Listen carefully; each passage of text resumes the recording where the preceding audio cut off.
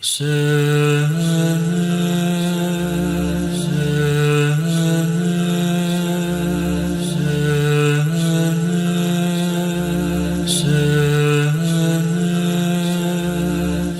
باللہ من الشیطان الرجیم بسم اللہ الرحمن الرحیم الحمدللہ رب العالمین والصلاة والسلام علی اشرف الانبیاء والمرسلین خاتم النبیین رحمۃ للعالمین ابی القاسم محمد و اہل بیتہ الطیبین الطاہرین المعصومین المظلومین الذین اذھب اللہ عنہم الرجس وطہرہم تطہیرا۔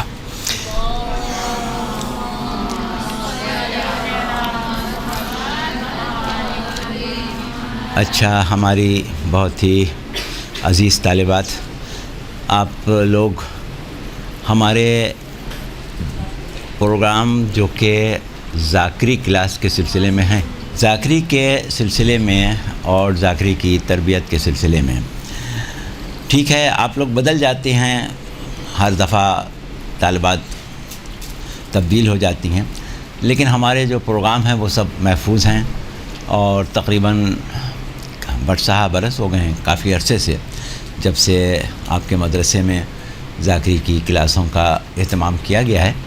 ہمارے مختلف موضوعات کے اوپر مختلف دروس ہیں جو محفوظ ہیں اور آپ کو وقتاً فوقتاً مل سکتے ہیں۔ اچھا، اب اس وقت جو ہم گفتگو کریں گے اس کا معیار تھوڑا بلند ہوگا آپ لوگوں کے لیے، لیکن کیونکہ آپ کے توسط سے یہ گفتگو بہت دور دور جاتی ہے، اس لیے یہ گرانی آپ کو برداشت کرنا پڑے گی۔ اچھا، صورت یہ ہے کہ ہم آپ کو تھوڑی اس کی تاریخ یاد دلا دیں کہ ہم نے اس سے پہلے جو گفتگو کی ہے اس میں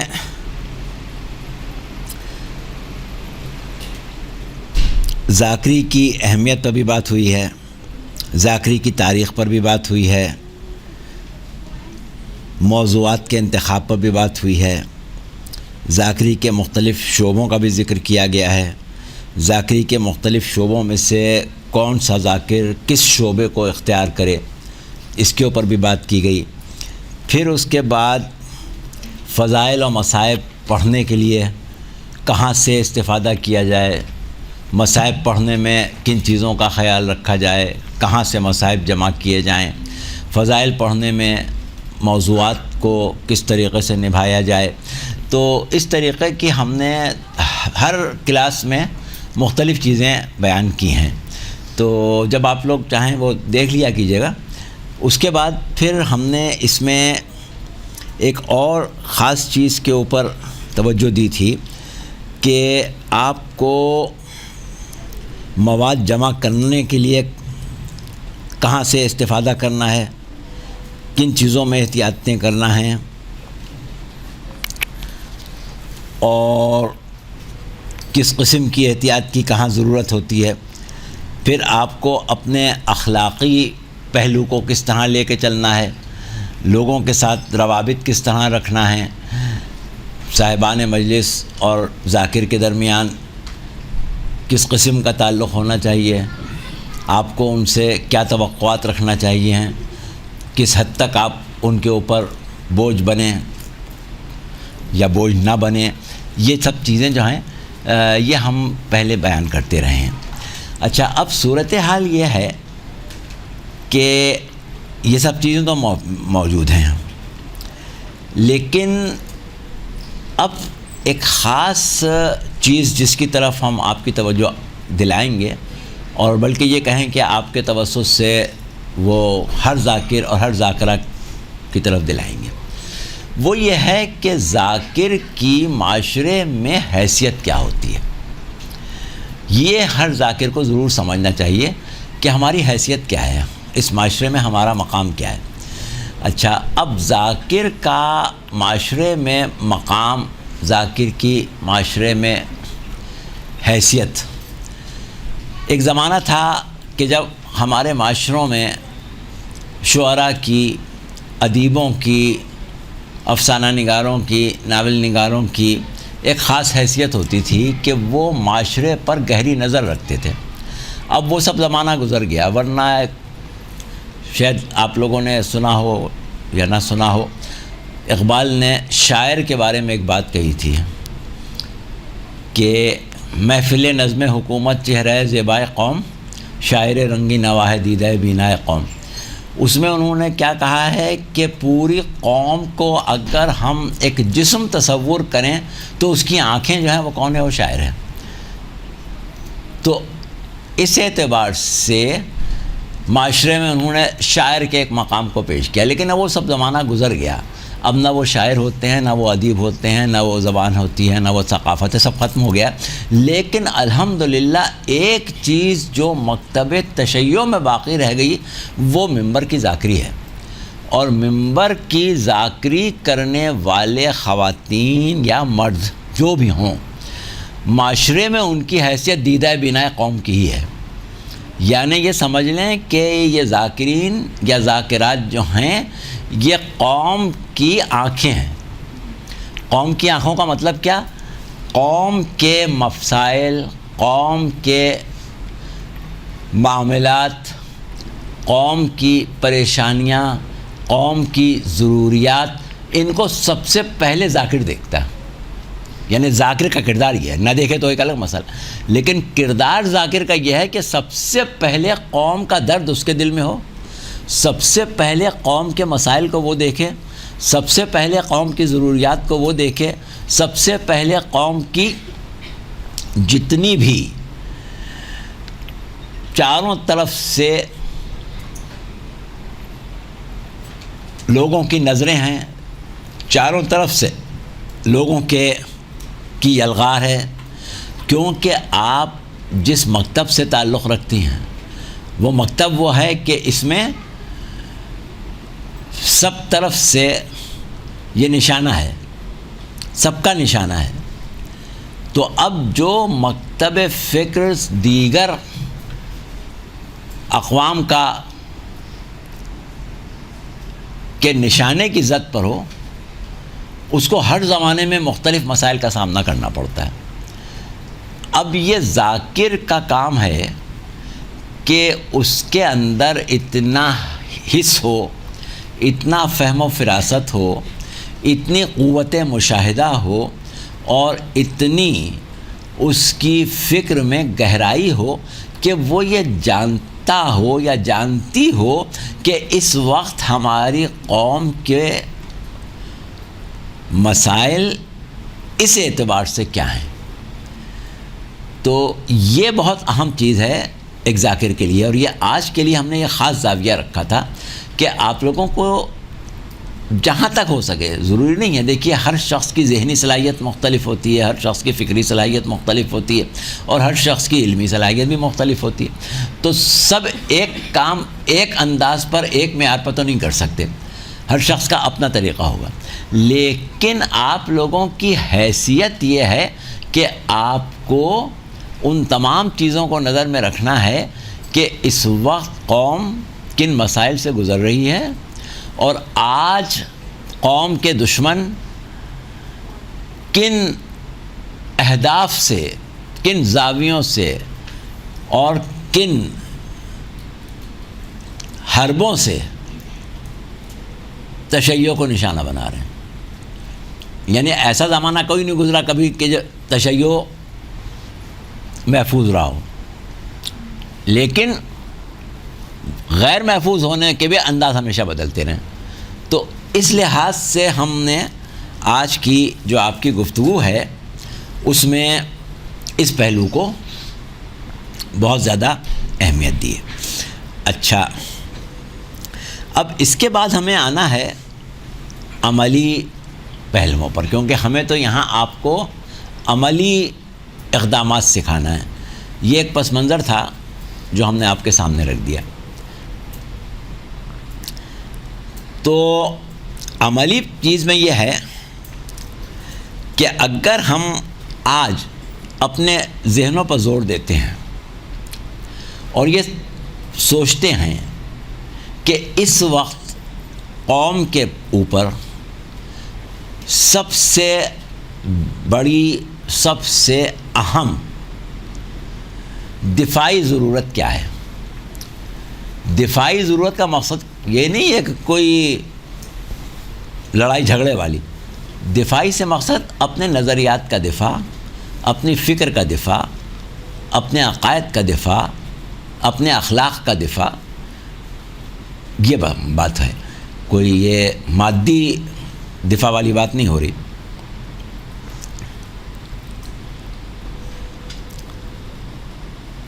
ہمیں یہ دیکھنا ہے کہ کہیں ایسا تو نہیں ہے کہ کوئی خوبصورت دعوت قوم کو دی جا رہی ہو لیکن اس کے پیچھے مقصد جو ہے وہ تخریبی ہو.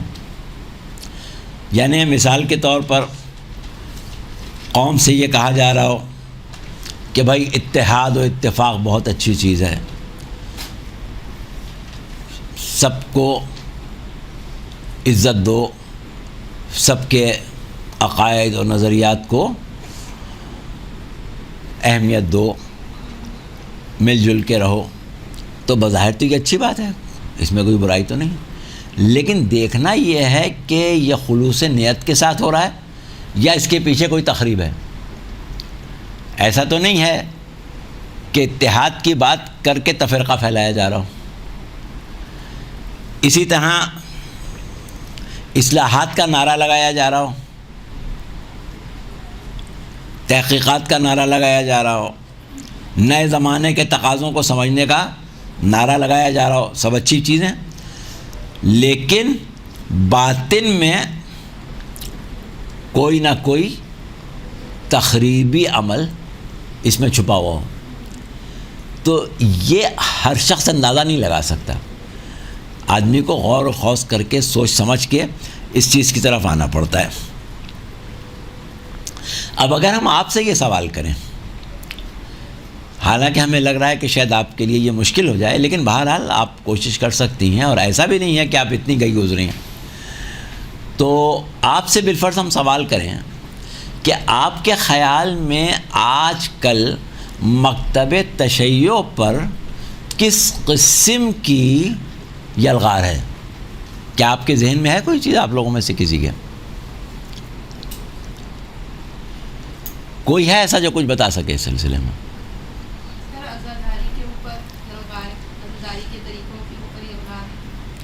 عزاداری کے اوپر اس اعتبار سے نشانے لگائے جا رہے ہیں کہ صاحب عزاداری کی اصلاح ہونا چاہیے، تحقیق ہونا چاہیے، یہ واقعہ ہوا تھا کہ نہیں ہوا تھا، وغیرہ وغیرہ. ٹھیک ہے، یہ بہت اچھا آپ نے توجہ دلائی. یہ چیز ہے تقریباً 10 سال سے چل رہی ہے، اور اس کے اوپر ہم نے گزشتہ جو ذاکری کلاسیں ہیں ان میں بہت کافی بات کی ہے. اچھا، لیکن اس کے علاوہ اور ہے کوئی چیز آپ کے ذہن میں؟ جی،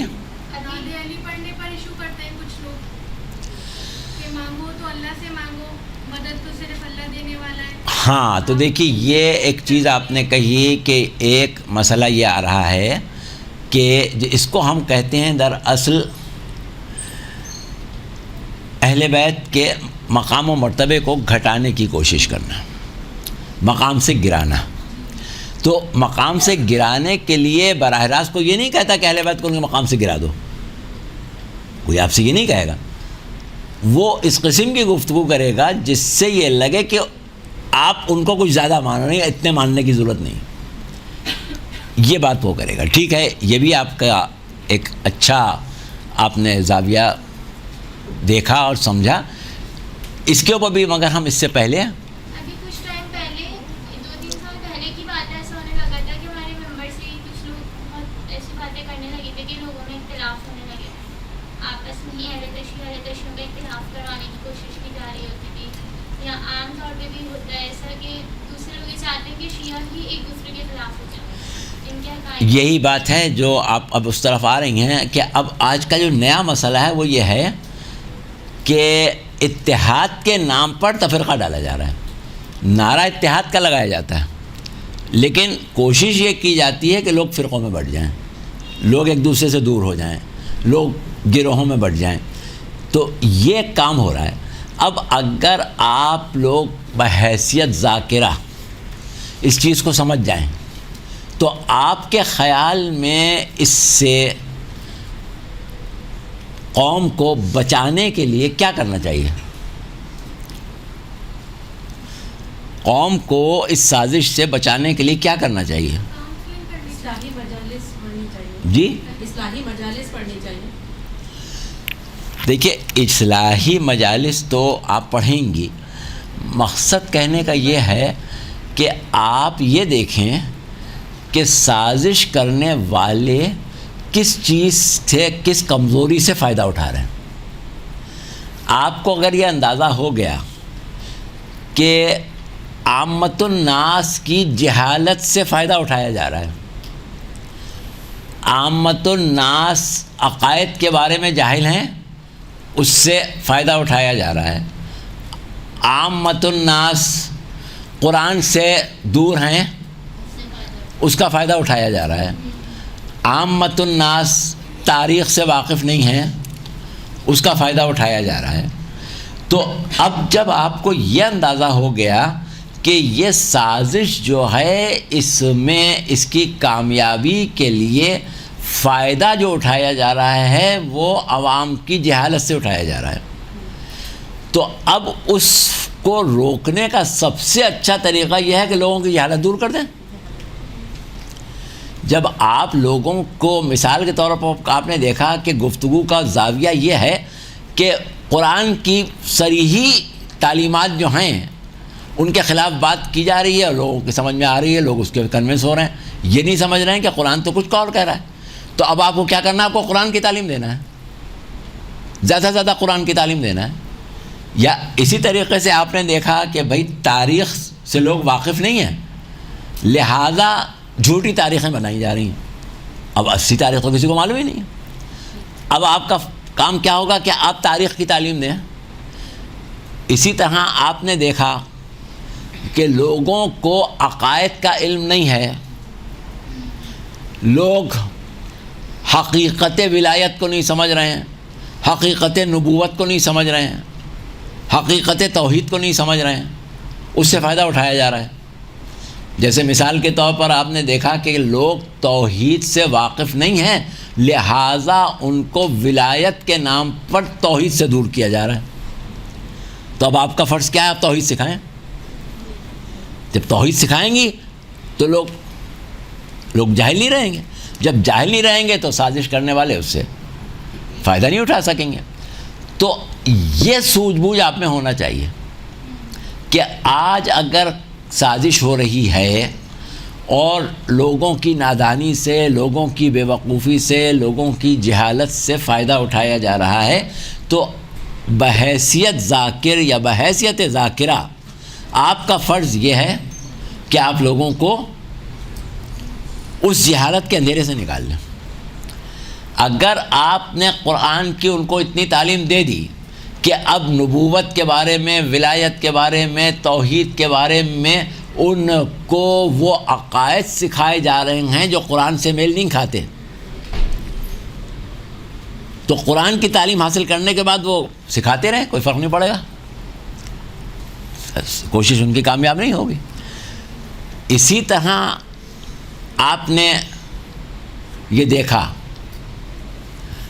کہ اخلاقیات جو ہیں وہ لوگوں میں مفقود ہو گئیں، اس سے فائدہ اٹھا کے بے روی کو بڑھایا جا رہا ہے. تو آپ کے پاس وہ دین ہے کہ جس میں علوم کی کمی نہیں ہے.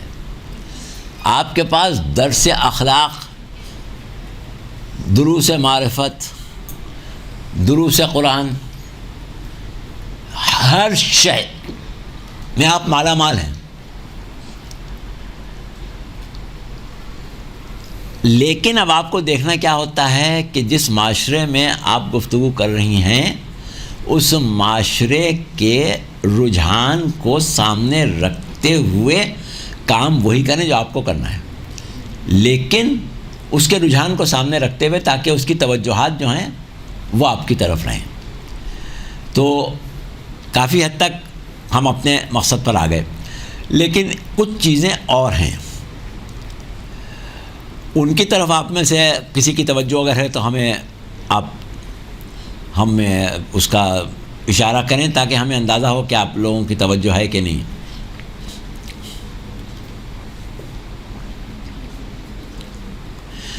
کیا آپ نے یہ دیکھا کہ ایک صورت یہ پیدا ہو رہی ہے کہ ابھی آپ نے بات کی تقصیر کی، یعنی اہل بیت کو ان کے مقام سے نیچے لانے کی. اس کے بعد جن لوگوں نے یہ کام کیا کہ اہل بیت کو ان کے مقام سے گرایا، ان کے لیے نرم گوشے تلاش کرنا، ان کو ایک خاص انداز سے پیش کرنا، اور اس بہانے سے کہ بھئی ہمیں سب کا احترام کرنا چاہیے، ہمیں سب کو جگہ دینا چاہیے، ہمیں سب کے جذبات کا لحاظ رکھنا چاہیے، تو بظاہر تو یہ بری بات نہیں ہے نا، اچھی بات ہے. لیکن اس کے پیچھے جذبہ کیا ہے، اس کے پیچھے مقصد کیا ہے، اس کو سمجھنا جو ہے وہ آپ کی ذمہ داری ہے کہ وہ آپ کو سمجھنا چاہیے کہ کیا وجہ ہے کہ ہماری قوم ان مسائل سے گزر رہی ہے، اور اس سے ہمیں جلد از جلد اس کو نکال لینا ہے. تو اس کے کچھ رہنما اصول تو ہم ابھی آپ کو بتاتے ہیں، اور اس کے بعد انشاءاللہ ہم آئندہ کی تقاریر میں آپ کو کچھ خاص موضوعات بھی دیں گے تاکہ آپ ان موضوعات کو اپنے طور پر تیار کریں. کیونکہ ہم کوئی موضوع تیار کر کے دے دیں وہ آپ کے معیار کا نہیں ہوگا، جو آپ خود تیار کریں گی وہ آپ کے معیار کا ہوگا. تو اب ہم کچھ چیزوں کو اور آپ کے سامنے رکھتے ہیں.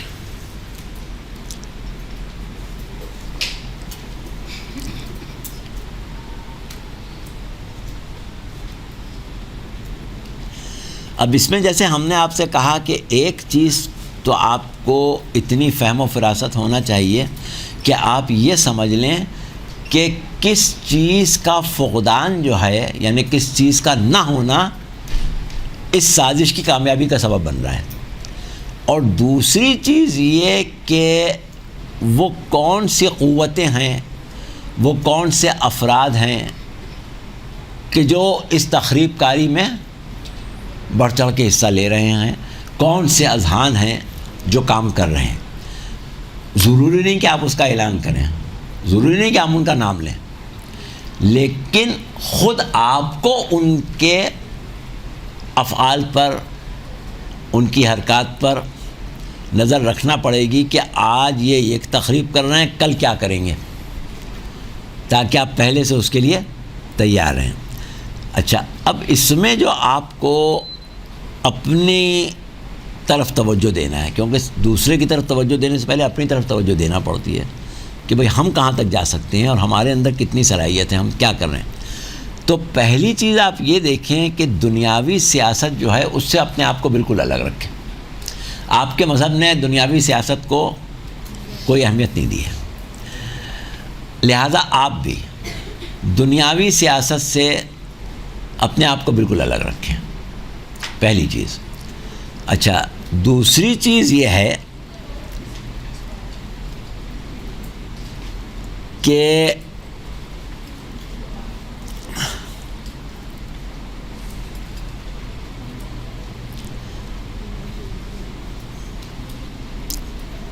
کام آپ کے پاس بہت زیادہ ہے اور وقت آپ کے پاس بہت کم ہے. آپ کے خلاف بہت کام ہو چکے ہیں، اس کا بھی ازالہ کرنا ہے، اور جو آئندہ ہو رہے ہیں ان کا بھی کرنا ہے. تو اس حساب سے آپ کو اپنی حکمت عملی ایسی بنانا ہے کہ کم وقت میں زیادہ کام کریں، مزید دیر نہ ہو کہ پانی سر سے اونچا ہو جائے.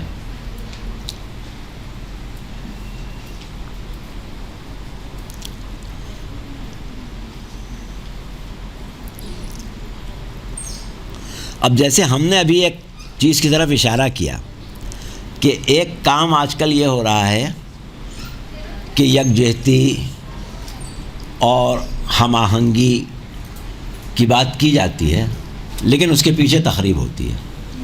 آپ نے کبھی محسوس کیا اس قسم کی کسی چیز کو، یا نہیں محسوس کیا کبھی؟ کیا ہے؟ کس طریقے سے کیا ہے، کس انداز میں کیا ہے، کیا چیزیں آپ کے مشاہدے میں آئیں؟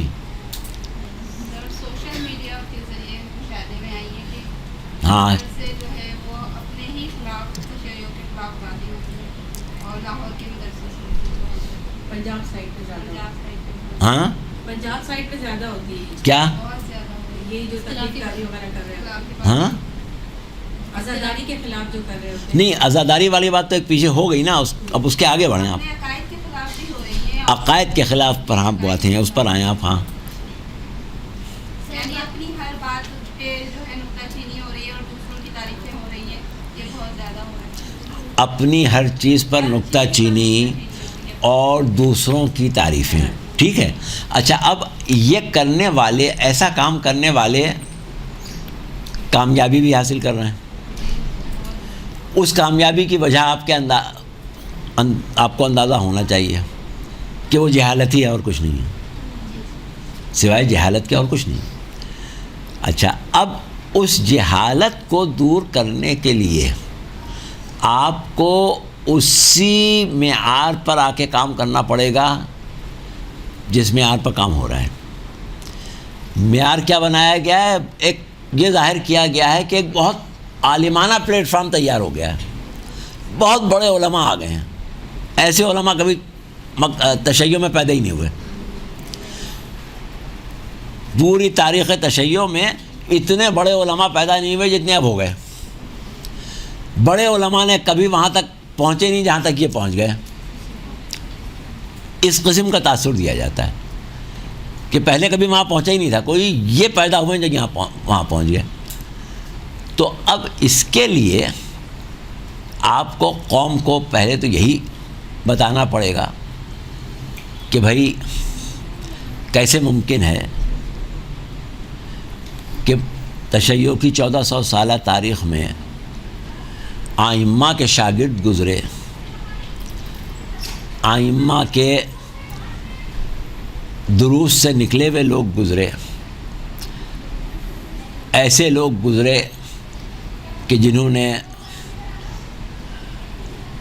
اس زمانے میں علوم و فنون کو صحیح معنوں میں سمجھا۔ تو یہ کیسے ممکن ہے کہ وہ بات نہیں سمجھ سکے جو کوئی ایک شخص آج سمجھ گیا؟ اسی طریقے سے اور بہت سے معاملات ہوتے ہیں۔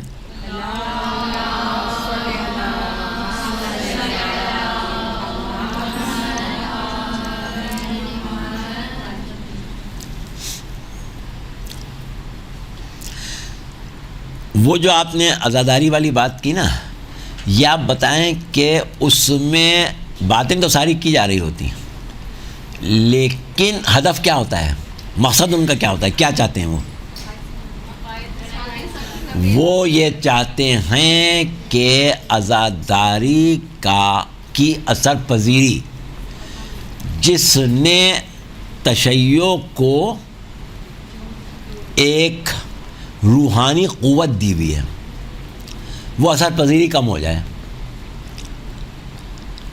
تو اب آپ کا فرض ہے کہ ان امور کو سامنے لائیں جس سے اثر پذیری میں اضافہ ہو۔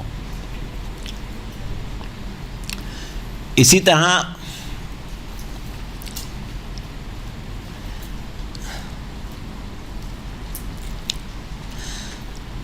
ایک مسئلہ ہمارے ساتھ یہ ہے کہ ہمارے ذاکرین میں بھی بعض لوگوں کو پیسے کی طرف، بعض کو شہرت کی طرف، بعض کو مقبولیت کی طرف، بعض کو دنیا داری کی طرف، بعض کو شان و شوکت کی طرف رغبت ہو جاتی ہے۔ ہم یہ نہیں کہہ رہے ہیں کہ فلاں کو ہے، یعنی ہوتی ہے بہرحال۔ تو آپ لوگوں کو بحیثیت ذاکر سب سے پہلے یہ سوچنا ہے کہ ان چیزوں کو بالکل دل سے نکال دینا. جو لوگوں کو آپ بتانے جا رہے ہیں، یعنی اثر پذیری، عزاداری کی آپ کو زندہ رکھنا ہے، تو خود آپ کے اندر اثر پذیری بہت زیادہ ہونا چاہیے. سب سے زیادہ غم سے متاثر آپ نظر آئیں تاکہ دوسروں کو متاثر کر سکیں. اسی طرح اخلاقی امور میں تو کہنے کا مقصد یہ ہے کہ ذاکر یا ذاکرہ کے لیے اپنی طرف توجہ دینا، اپنی اصلاح کرنا سب سے زیادہ ضروری ہو جاتا ہے کہ خود وہ اپنے آپ کو ایسا بنائے کہ اس کی بات میں اثر پیدا ہو. آپ کا اپنا تجربہ ہے کہ ایک ذاکر یا ذاکرہ مصائب تو پڑھ رہی ہے لیکن خود اس کے اوپر کوئی اثر نہیں ہے تو لوگوں پر بھی نہیں ہوگا جب تک خود اس پر نہ ہو. تو یہ چیزیں اپنی جگہ ہیں. اچھا، اب ایک بات جس کو ہم خاص طور سے آپ کو متوجہ کریں گے کیونکہ وہ وقت کی بہت اہم ضرورت ہے. کیا ہم یہ عقیدہ اور یہ نظریہ رکھیں کہ ہمیں لوگوں سے مل جل کے نہیں رہنا ہے؟ کیا یہ عقیدہ اور یہ نظریہ رکھیں کہ اپنے مکتب سے باہر کے جو لوگ ہیں ان کے لیے اپنے دل میں کوئی جگہ نہیں رکھنا ہے، ان سے جھگڑا رکھنا ہے، ان سے تعلقات خراب رکھنا ہے، یا ان کو اپنے سے دور رکھنا ہے؟ ایسی کوئی تعلیم ہم نہیں دیتے. ہمارے پاس اسوہ حسنہ پیغمبر اسلام صلی اللہ علیہ وآلہ وسلم جو ہے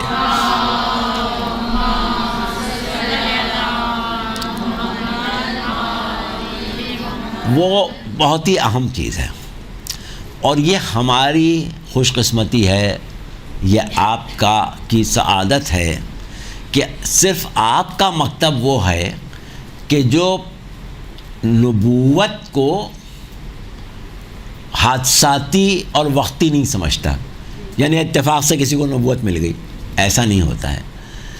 پیغمبر اسلام کو اچانک پروردگار عالم نے نبی بنا دیا، اس سے پہلے نبی نہیں تھے، ایسا نہیں ہوتا ہے. ہمارا عقیدہ یہ ہے کہ نبی ہمیشہ سے نبی ہوتا ہے، پیدا ہی نبی ہوتا ہے. اب پیغمبر اسلام صلی اللہ علیہ وآلہ وسلم اگر 40 سال تک نبوت کا اعلان نہ کریں، دعوی نبوت نہ کریں، تو اس کا مطلب یہ نہیں ہے کہ وہ ایک عام آدمی ہے. ابھی بھی وہ جو کچھ کر رہے ہیں وہ بحیثیت نبی کر رہے ہیں، کیونکہ تاریخ انبیاء میں ہمارے پاس اب اس وقت اس کا یہ موضوع نہیں ہے، ورنہ آپ کو ہم بتائیں گے کبھی جب نبوت پر بات کریں گے کہ تاریخ انبیاء میں جو آپ 1,24,000 انبیاء کا تذکرہ سنتی ہیں، قرآن میں کتنے نام ہیں؟ جی 26 کتنے کہے آپ نے؟ قرآن میں کتنے انبیاء کے نام ہیں؟ 26 نہیں، زیادہ ہیں، 50 سے زیادہ ہیں. تو لیکن 1,24,000 میں اور 50, 60, 70 میں تو بہت فرق ہے نا. تو بڑی تعداد انبیاء کی ایسی بھی گزری ہے کہ جنہیں انبیاء مستخفین کہا گیا ہے، چھپے ہوئے نبی. چھپے ہوئے انبیاء کا مطلب کیا؟ کہ انہوں نے اپنی قوموں کو یہ نہیں بتایا کہ وہ نبی ہیں، کیونکہ بتائیں تو لوگ دشمنی کرتے ہیں.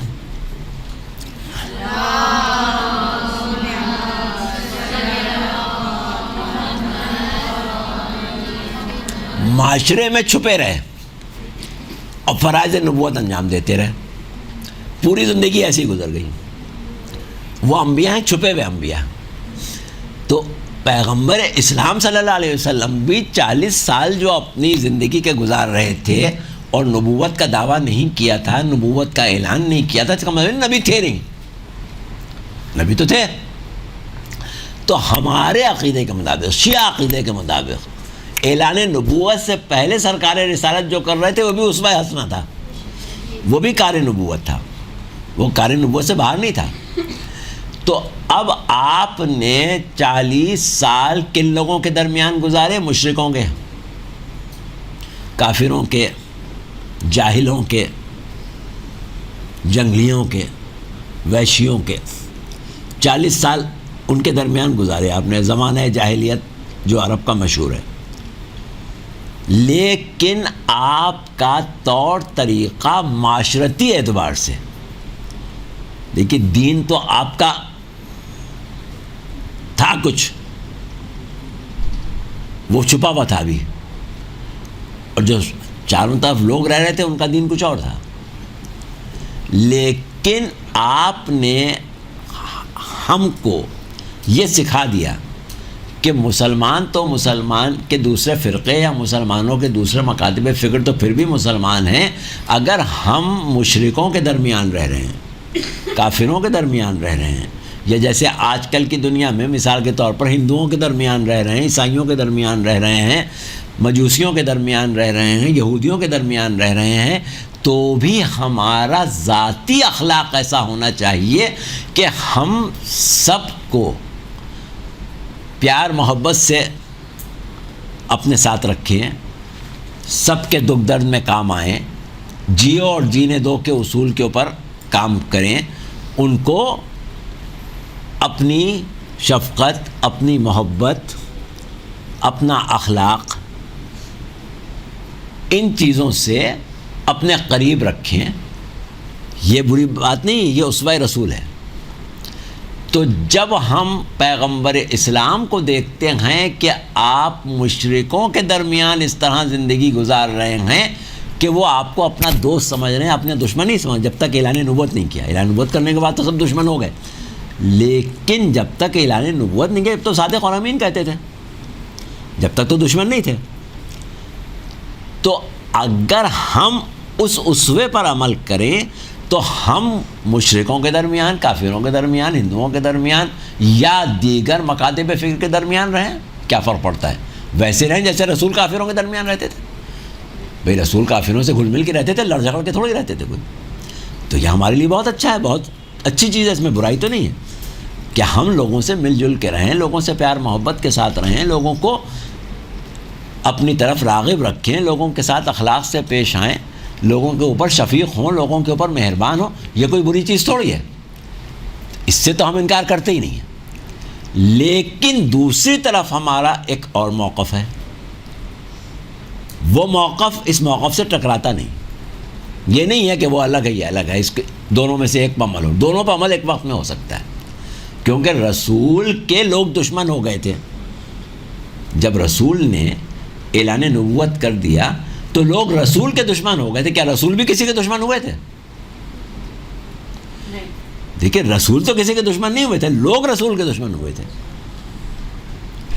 جیسے اب آپ سنتی ہیں مولا علی کے بارے میں کہا جاتا ہے کہ صاحب مولا تو فلاں کے دوست تھے، مولا تو فلاں کے ساتھ اچھے تھے، تو بھائی تو رسول کب کسی کے ساتھ برے تھے؟ ہم یہ تھوڑی کہتے ہیں کہ علی لوگوں کے دشمن تھے، لوگ علی کے دشمن تھے۔ یہ نہیں کہتے کہ علی لوگوں کے دشمن ہو گئے تھے، وہ تو رسول اللہ کے جانشین تھے۔ رسول لوگوں پر رحمت للعالمین تھے، لوگوں پر شفیق تھے، لوگوں پر مہربان تھے، لوگوں کے اوپر احسان کرنے والے تھے، لوگوں کی سرپرستی کرنے والے تھے۔ تو ویسے حضرت علی بھی تھے، وہ کوئی لوگوں کے دشمن تھوڑی تھے۔ ہم کبھی نہیں کہتے کہ علی دشمن تھے فلاں کے، علی کسی کے دشمن نہیں تھے، لوگ علی کے دشمن تھے۔ تو اسی طرح رسول کسی کے دشمن نہیں تھے، لوگ رسول کے دشمن تھے۔ تو اب ہم کو اسوہ رسول، اسوہ علی پر اگر چلیں تو دشمنوں کے درمیان رہ کے ان کے دوست بن کے رہ سکتے ہیں۔ دشمن وہ ہماری دشمنی کرتے رہیں، ہم دوست رہیں گے۔ وہ ہمارے دشمن ہوا کریں، ہم ان کے دشمن نہیں ہوں گے۔ وہ برائی کرتے رہیں کریں، ہم برائی نہیں کریں گے۔ یہ تو ہمارا اصول ہے، کیونکہ ہم تو رسول کے ماننے والے، ہم تو اہل بیت کے ماننے والے۔ اہل بیت کسی کے ساتھ دشمنی تھوڑی کرتے تھے، اہل بیت کسی کے ساتھ برائی تھوڑی کرتے تھے، لوگ ان کے ساتھ کرتے تھے۔ تو اس اعتبار سے جب ہم یہ کسی کی مخالفت کرتے ہیں ایسے شخص کی جو اتحاد بین المسلمین کی بات کر رہا ہے، تو لوگ کہتے ہیں صاحب یہ تو فسادی ہیں، یہ تو لڑائی جھگڑا کرنا چاہتے ہیں، ہم میل محبت کرنا چاہتے ہیں۔ ارے بھائی میل محبت سے تھوڑی منع کر رہے ہیں، میل محبت سے منع نہیں کر رہے ہیں، ہمارا موقف اس معاملے میں دوسرا ہے، وہی ہے جو رسول کا ہے کہ دیکھیں جب تک رسول اعلان نبوت نہیں کر رہے ہیں، لوگ رسول کے دشمن نہیں ہیں، اور رسول نہ پہلے دشمن تھے نہ بعد میں دشمن، ٹھیک ہے۔ لیکن جب ایک مرتبہ رسول نے اعلان نبوت کر دیا اور لوگ دشمن ہو گئے،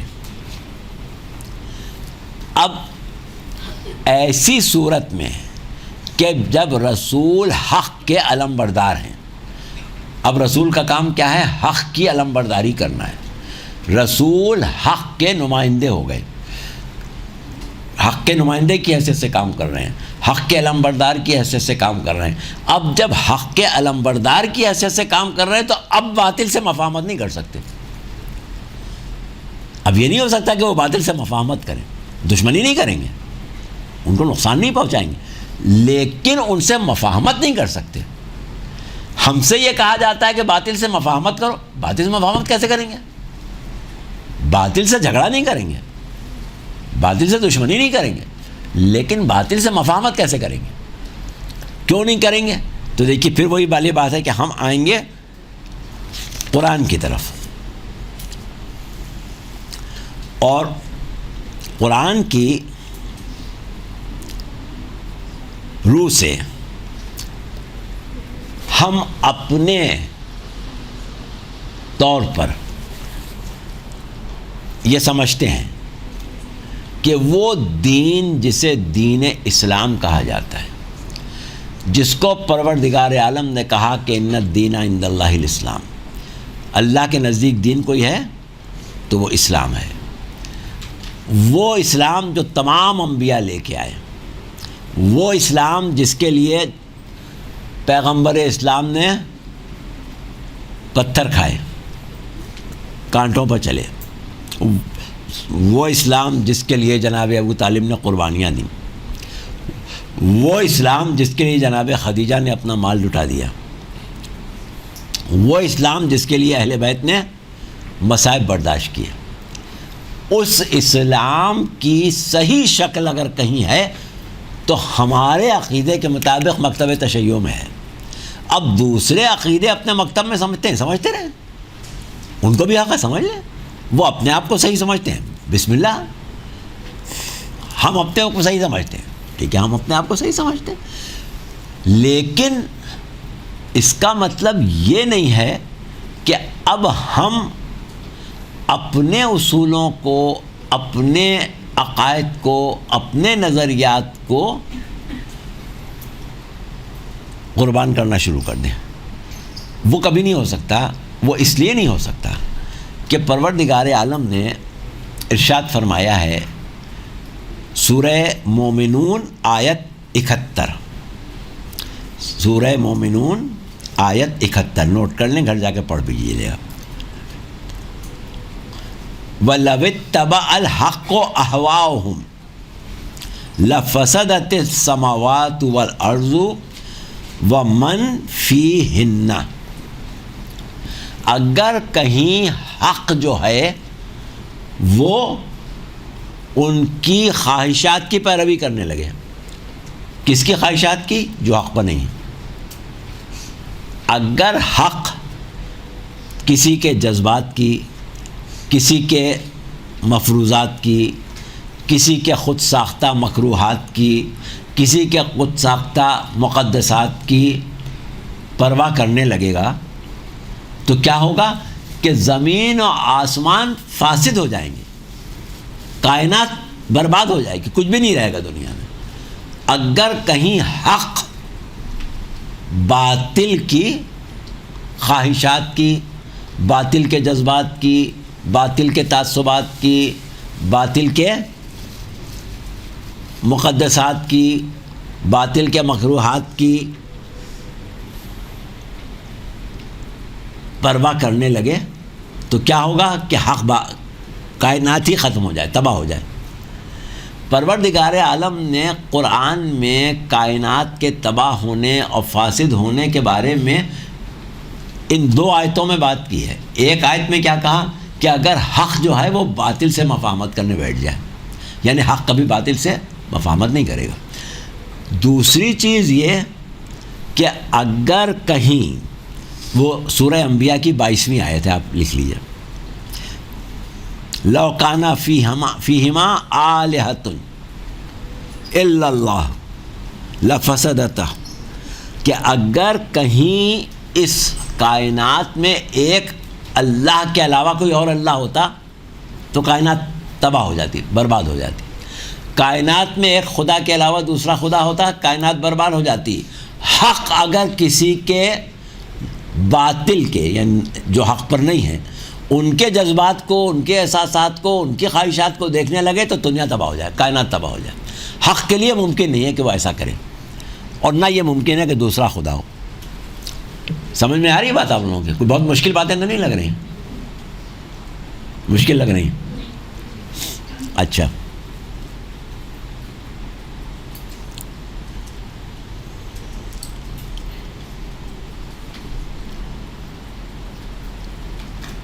تو اب دیکھیے اس کا مطلب کیا ہوا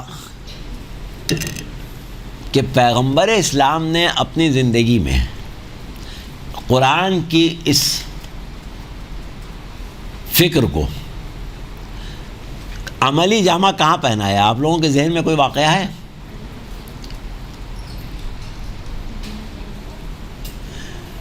سورہ کافرون، اس میں کیا کہا جا رہا ہے؟ سورہ کافرون آپ سب کو یاد ہی ہے نا؟ کیا ہے سورہ کافرون میں کیا کہا جا رہا ہے؟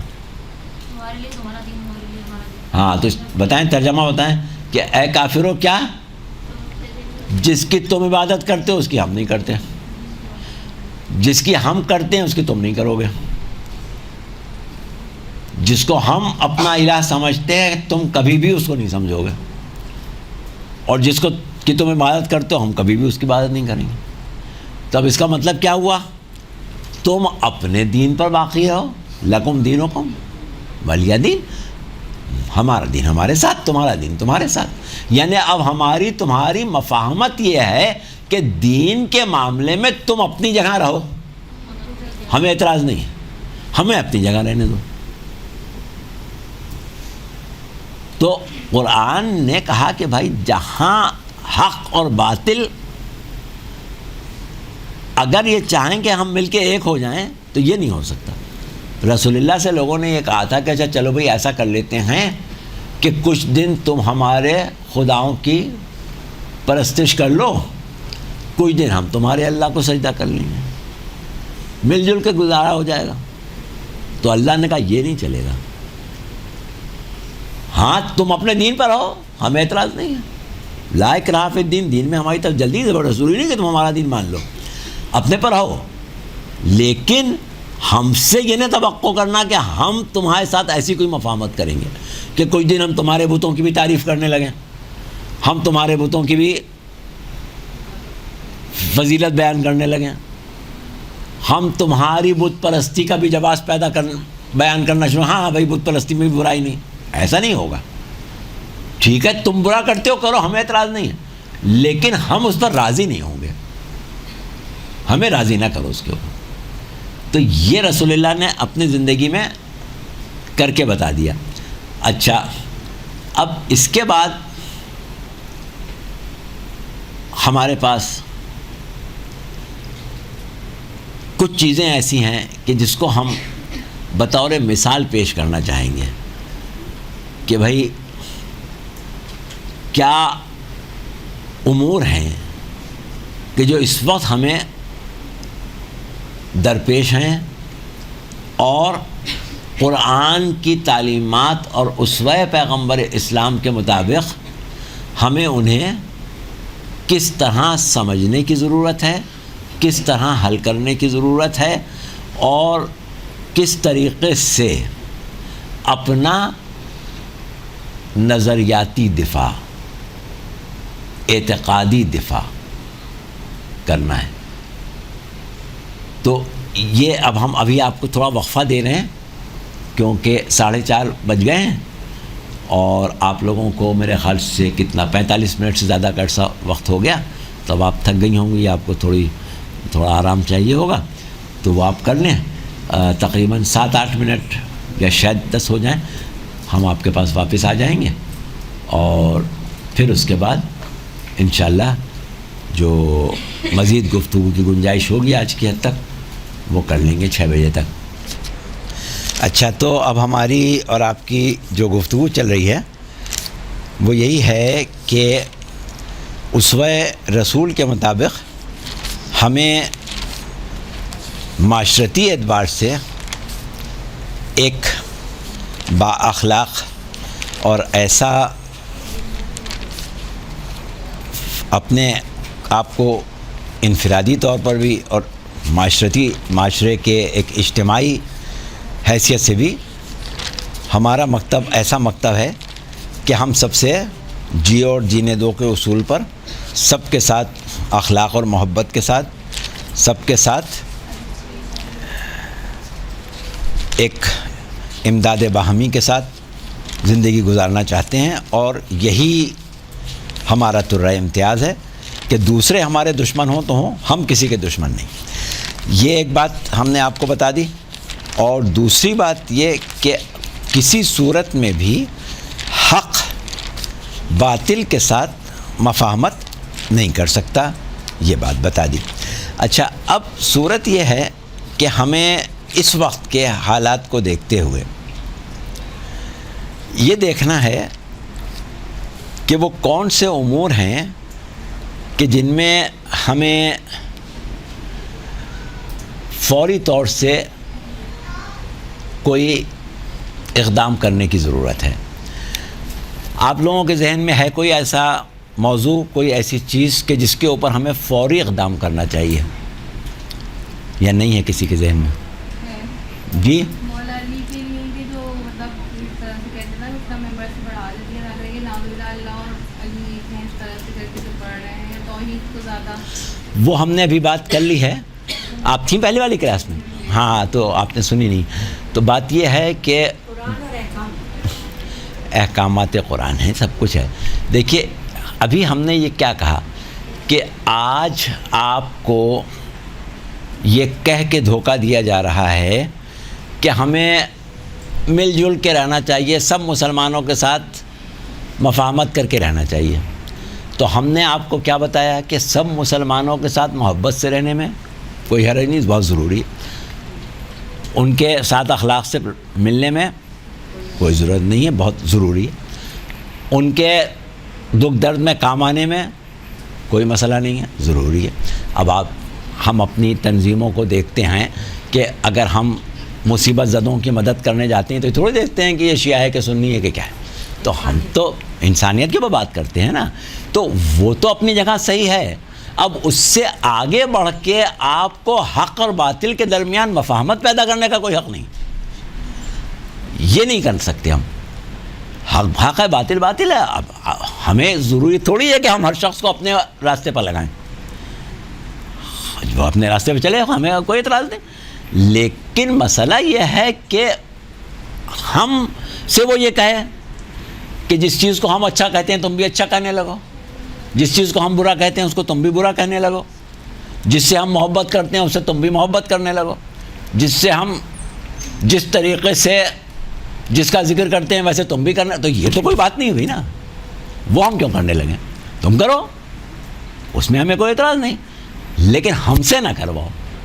یہ ہے ہمارا موقف. کوئی لڑائی جھگڑے کا، کوئی فساد کا، کوئی کسی کو نقصان پہنچانے کا نہیں. ہاں، آپ ہم کو جینے دیں، اور اگر نہیں جینے دیتے، ہم سے دشمنی بھی کرتے ہیں تو وہ آپ کا فعل ہے، اس کے اوپر ہم کوئی انتقامی کارروائی کا بھی زور نہیں دیتے.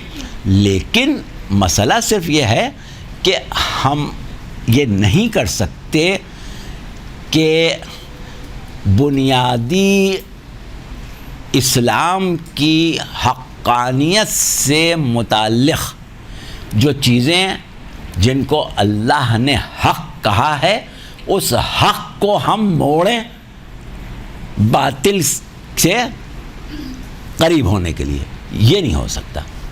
باطل سے معاشرتی طور پر ہم قریب ہیں, ہو سکتے ہیں, کوئی ہمیں اندازہ پریشانی نہیں, لیکن باطل کے نظریات کی تائید کرنے لگے, یہ نہیں کر سکتے. باطل کی فکر کو درست کہنے لگے, یا باطل نے اپنے طور پر کسی چیز کو اچھا سمجھ لیا تو اب ہم اس کو برا نہ کہیں, یہ کوئی بات نہیں ہوئی. جس طرح اس کو اچھا کہنے کا حق ہے, اسی طرح ہم کو برا کہنے کا بھی حق ہے. یہ اور بات ہے کہ یہ ہمارے اخلاق کا تقاضا ہے کہ ہم کسی کے سامنے اس کو برا نہیں کہتے جس کو وہ اچھا سمجھتا ہے, مگر اس کا مطلب یہ نہیں کہ ہم دل سے بھی برا سمجھنا چھوڑ دیں. دل میں تو ہم برا سمجھیں گے. تو یہ چیز جو ہے یہ ہمارے پاس محفوظ رہنا چاہیے. تو اب ہم ان کلاسوں میں موجودہ دور کے تقاضوں کو دیکھتے ہوئے ایک موضوع اور ایک زاویہ فکر آپ کے سامنے رکھ رہے ہیں, اور وہ یہ ہے کہ ہم بار بار یہ کہہ رہے ہیں کہ نہیں, حق جو ہے وہ باطل کے ساتھ مفاہمت نہیں کرے گا, حق باطل کے ساتھ مفاہمت نہیں کرے گا. تو کیوں نہیں کرے گا؟ پہلی چیز تو یہ کہ قرآن نے کہہ دیا کہ نہیں کر سکتا, زمین آسمان فاسد ہو جائیں گے, تو لہذا نہیں کر سکتا. یہ ہو ہی نہیں سکتا کہ ہم خود حق پر رہیں اور جو حق پر نہیں ہے اس کو بھی اچھا کہنا شروع کر دیں. ٹھیک ہے, ہمیں کسی کو برا نہیں کہنا ہے, لیکن تائید تو نہیں کرنا ہے. اچھا, اب اس کے بعد ہم جائزہ لیں کہ آج اگر ہم اپنے آپ کو حق کہتے ہیں تو اس کی دلیل کیا ہے, اور اگر اپنے علاوہ جو کچھ ہے اس کو باطل کہتے ہیں تو اس کی دلیل کیا ہے. ایک چیز.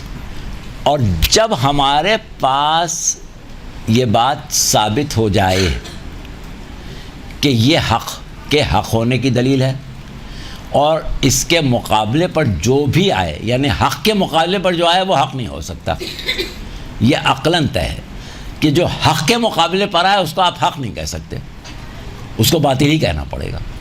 تو جس کا باطل ہونا ثابت ہو جائے اس سے حق کی مفاہمت آپ نہیں کرا سکتے.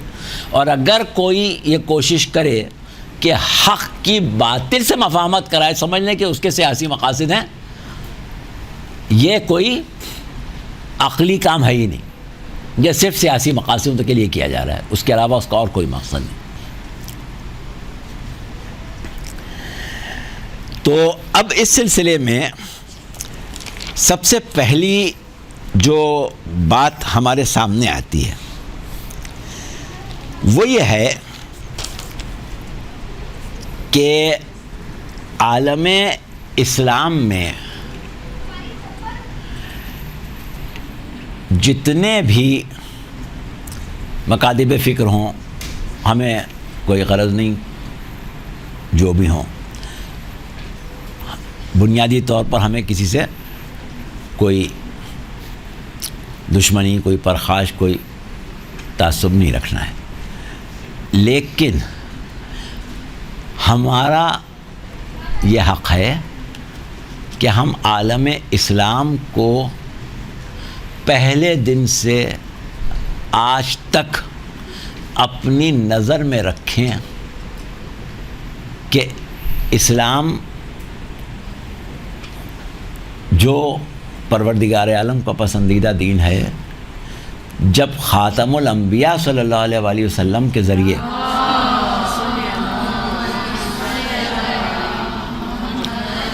اللہ نے اس کو پسندیدگی کا اعزاز دیا, اللہ نے اس کو تا قیامت باقی رہنے والا دین قرار دیا, تو قرآن نے تمام انبیاء جو کہ اسلام ہی لے کے آئے تھے, اب یہ ہم جو گفتگو کریں اپنے عقیدے کی کریں, کوئی نبی ایسا نہیں آیا کہ جو اسلام کے علاوہ کوئی دین لایا. شریعتیں بے شک بدلتی رہیں لیکن دین ہمیشہ اسلام رہا.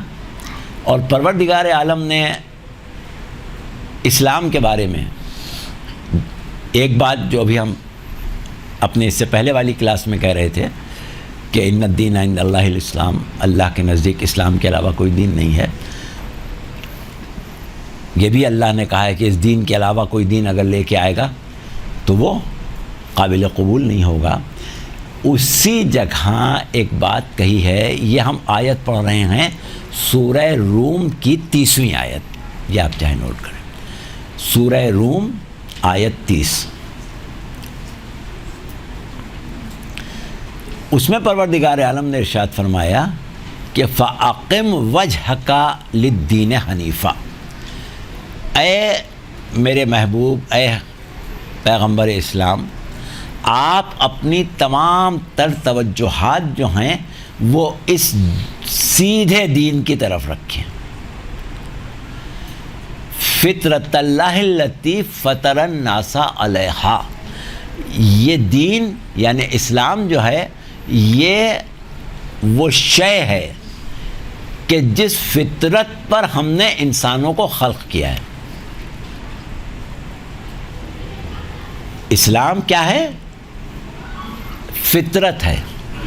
کس کی فطرت ہے؟ انسان کی فطرت ہے. انسان کو اسلام کی فطرت پر خلق کیا ہے. لا تبدیل لخلق اللہ، اور اللہ کا انداز تخلیق کبھی بدلتا نہیں. یعنی پہلے دن سے جب سے انسانوں کو اللہ پیدا کر رہا ہے اور جب تک پیدا کرتا رہے گا فطرت انسان ایک ہی رہے گی. اور وہ کیا ہوگی؟ وہ دین اسلام ہوگی. فطرت انسان دین اسلام ہوگی. تو اب اللہ یہ کہہ رہا ہے کہ اسلام کوئی باہر کی چیز نہیں ہے. اسلام وہ فطرت ہے جس پر ہم نے انسانوں کو خلق کیا ہے، کر رہے ہیں، کرتے رہیں گے. جب تک انسان خلق ہوں گے اسلام کی فطرت پر خلق ہوں گے. تو جب قرآن نے ہمیں اسلام کا تعارف دین فطرت کہہ کے کرا دیا، ہم نے اس کو قبول کر لیا. اب ہمیں یہ دیکھنا ہے کہ اس اسلام کی تبلیغ کرنے والے، اس اسلام کی نشر و اشاعت کرنے والے، اس اسلام کی تعلیم کے لیے اذیتیں اٹھانے والے، قتل ہونے والے، پتھر کھانے والے، دیگر مصائب برداشت کرنے والے اللہ کے نمائندے جو آئے، ان کو بھی پروردگار عالم نے متعارف کرایا ہے یا نہیں؟ ان کی حیثیت، ان کا مقام و مرتبہ، ان کا جو بھی مقام عالم انسانیت میں متعین کیا گیا، اس کا تذکرہ پروردگار عالم نے قرآن میں کیا. لہٰذا حق یہ ہے، کیونکہ عالم اسلام میں تو قرآن کو اللہ کا کلام مانا جاتا ہے. عالم اسلام میں کوئی ایسا فرقہ تو نہیں ہے کہ جو قرآن کو اللہ کا کلام نہ مانتا ہو. تو اب جب ہم عالم اسلام کے بارے میں بات کر رہے ہیں تو ہم عالم اسلام میں جب حق کا لفظ استعمال کریں گے تو جو چیز قرآن کی روح سے حق ہو اس کو حق کہنا ہمارا حق ہے. ہم اسے حق کہہ سکتے ہیں، کوئی مانے یا نہ مانے، ہم اسے حق کہیں گے. اچھا، اب جب ہم اسے حق کہیں گے تو ہمیں یہ دیکھنا پڑے گا کہ اسلام لانے والوں کو قرآن نے کس انداز میں متعارف کرایا. قرآن نے کیسے بتایا کہ انبیاء کی حیثیت کیا ہوتی ہے؟ قرآن نے انبیاء کے بارے میں کیا تاثر دیا؟ قرآن نے انبیاء کے بارے میں کیا تصور دیا؟ اب اگر ہمارا تصور نبوت جو ہے وہ عین قرآن کے مطابق ہو، اور کسی کے پاس کوئی بھی ہو، ہم کسی فرقے کی بات نہیں کر رہے، کیونکہ عامت المسلمین میں بھی سب ایک جیسے نہیں ہیں، نبوت کے مقام و مرتبے کو سب کے ہاں الگ الگ طریقے سے دیکھا جاتا ہے، ہمیں اس میں پڑھنے کی بحث میں جانے کی ضرورت نہیں. ہم یہ کہتے ہیں کہ ہم نبوت کو اسی طرح سمجھیں گے جیسے قرآن نے سمجھا ہے. اب اگر کوئی قرآن کے خلاف نبوت کو پیش کرے تو ہماری نظر میں وہ باطل ہے اور قرآن کی نظر میں بھی باطل ہے. اب جب قرآن کی نظر میں باطل ہو گیا تو یہ ممکن نہیں ہے کہ حق جو ہے وہ باطل کی پیروی کرے. ٹھیک ہے، یہ بات سمجھ میں آ رہی ہے آپ؟ ممکن نہیں ہے کہ حق باطل کی پیروی کرے. عالم تشیع اور باقی عالم تشیع سے باہر جو کچھ بھی ہے اس میں وہ بنیادی فرق کہ جسے ہم حق اور باطل کا فرق کہیں، ایک ہوتا ہے نظریاتی فرق، ایک ہوتا ہے حق اور باطل کا فرق. یہ دو چیزیں بالکل الگ الگ ہوتی ہیں، اس کو خاص طور سے آپ سمجھیں. دیکھیے ہمارے ہاں مجتہدین کے فتووں میں فرق ہوتا ہے.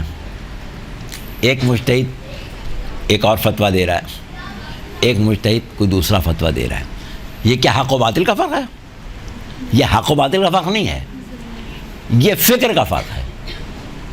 فکر کا فرق جو ہے اس کو کبھی ابھارنا نہیں چاہیے. بدقسمتی سے ہمارے مکتب میں یعنی مکتب تشیع میں ایسے گروہ پیدا ہو گئے ہیں کہ جو اس اختلاف کو اتنا اچھالتے ہیں کہ اس پر فرقے بنا دیے.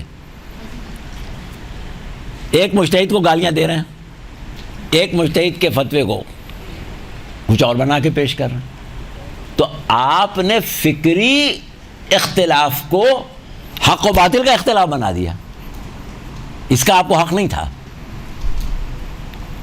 دوسری طرف حق اور باطل کا فرق ہوتا ہے. حق اور باطل کا فرق یہ ہوتا ہے کہ اگر ہم نے یہ کہا کہ قرآن اللہ کا کلام ہے اور ایک شخص یہ کہہ رہا ہے کہ قرآن اللہ کا کلام نہیں ہے، تو یہ ہمارا اس کا فکری اختلاف نہیں ہے. اس کو آپ فکری اختلاف رائے یہ نہیں کہہ سکتے. یہ اختلاف رائے نہیں ہے، یہ حق و باطل کا فرق ہے. اب جہاں حق اور باطل کا فرق آ جائے وہاں مفاہمت ممکن نہیں ہے. ٹھیک ہے، اب ہمیں یہ اندازہ ہے کہ آپ لوگ ہمارے بات کی بالکل تہ تک نہیں پہنچ رہے ہیں، لیکن جہاں تک بھی پہنچ جائیں، کیونکہ آپ توسل ہیں، آپ ذریعہ ہیں، آپ کے ذریعے یہ بات پوری دنیا میں جائے گی. اس لیے ہمیں آپ سے مخاطب ہو کے کہنا پڑ رہی ہے، اور ہمیں یہ بھی اطمینان ہے کہ ایسا بھی نہیں ہے کہ آپ بالکل نہیں سمجھ رہے. تو اب ہم جو ان کلاسوں میں حق اور باطل کی بات کریں گے اس کو فی الحال ہم مربوط کر رہے ہیں تصور نبوت سے. کیونکہ دیکھیے قرآن پر بھی سب کا ایمان ہے اور نبوت پر بھی سب کا ایمان ہے. ہم کسی اور چیز پر جائیں تو لوگ کہہ سکتے ہیں کہ آپ کے مذہب کی بات ہے، خیر ہمیں حق ہے اپنے مذہب کی ہر بات کر سکتے ہیں، لیکن نبوت وہ موضوع ہے کہ جو مشترک ہے، اور مشترک موضوع میں حق اور باطل کا فرق کیوں پیدا ہو گیا، یہ ہے سمجھنے کی بات. تو اب ہمیں یہ دیکھنا ہے کہ قرآن نے نبوت کا کیا تصور دیا اور عالم اسلام نے نبوت کو کیسے قبول کیا. قرآن کا تصور عالم اسلام نے نہیں لیا. جو تصور قرآن نے نبوت کا دیا، عالم اسلام نے اس کو قبول نہیں کیا. عالم اسلام کا لفظ جب ہم استعمال کر رہے ہیں تو اس کا مطلب یہ نہیں کہ ہر مسلمان، یعنی اکثریت. بہت سے ایسے بھی ہیں جو اس سے مستثنا ہیں، ہم سب کو اس میں نہیں لے رہے، لیکن اکثریت لوگوں کی وہ ہوئی کہ جنہوں نے نہیں لیا. اچھا، اب ہم یہاں سے بات شروع کریں گے کہ قرآن نے نبوت کا کیا تصور دیا. قرآن نے نبوت کا کیا تصور دیا. قرآن میں سینکڑوں آیتیں ہیں ایسی جن میں انبیاء کا ذکر ہے، انبیاء کی عظمت کا ذکر ہے، انبیاء کے معجزات کا ذکر ہے، انبیاء کی صحیح کا ذکر ہے، انبیاء کے واقعات ہیں، سب کچھ ہے. تو سب تو ہمیں نہیں پڑھنا ہے، لیکن یہ کہ جگہ جگہ سے اقتباس لینا ہے. تو اب پہلا اقتباس جو ہم لے رہے ہیں سورہ اعراف کی آیت 43 سے لے رہے ہیں. 43 سمجھتی ہیں؟ 43.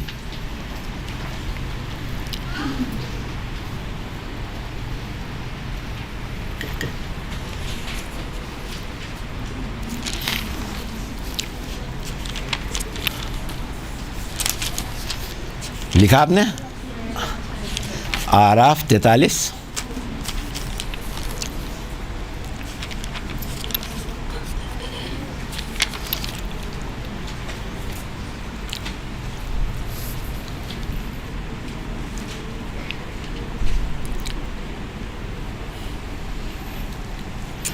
سورہ اعراف کی 43ویں آیت میں پروردگار عالم نے تذکرہ کیا ہے ان لوگوں کا کہ جو روز قیامت نجات پا جائیں گے، جن کے لیے جنت کی خوشخبری آ گئی.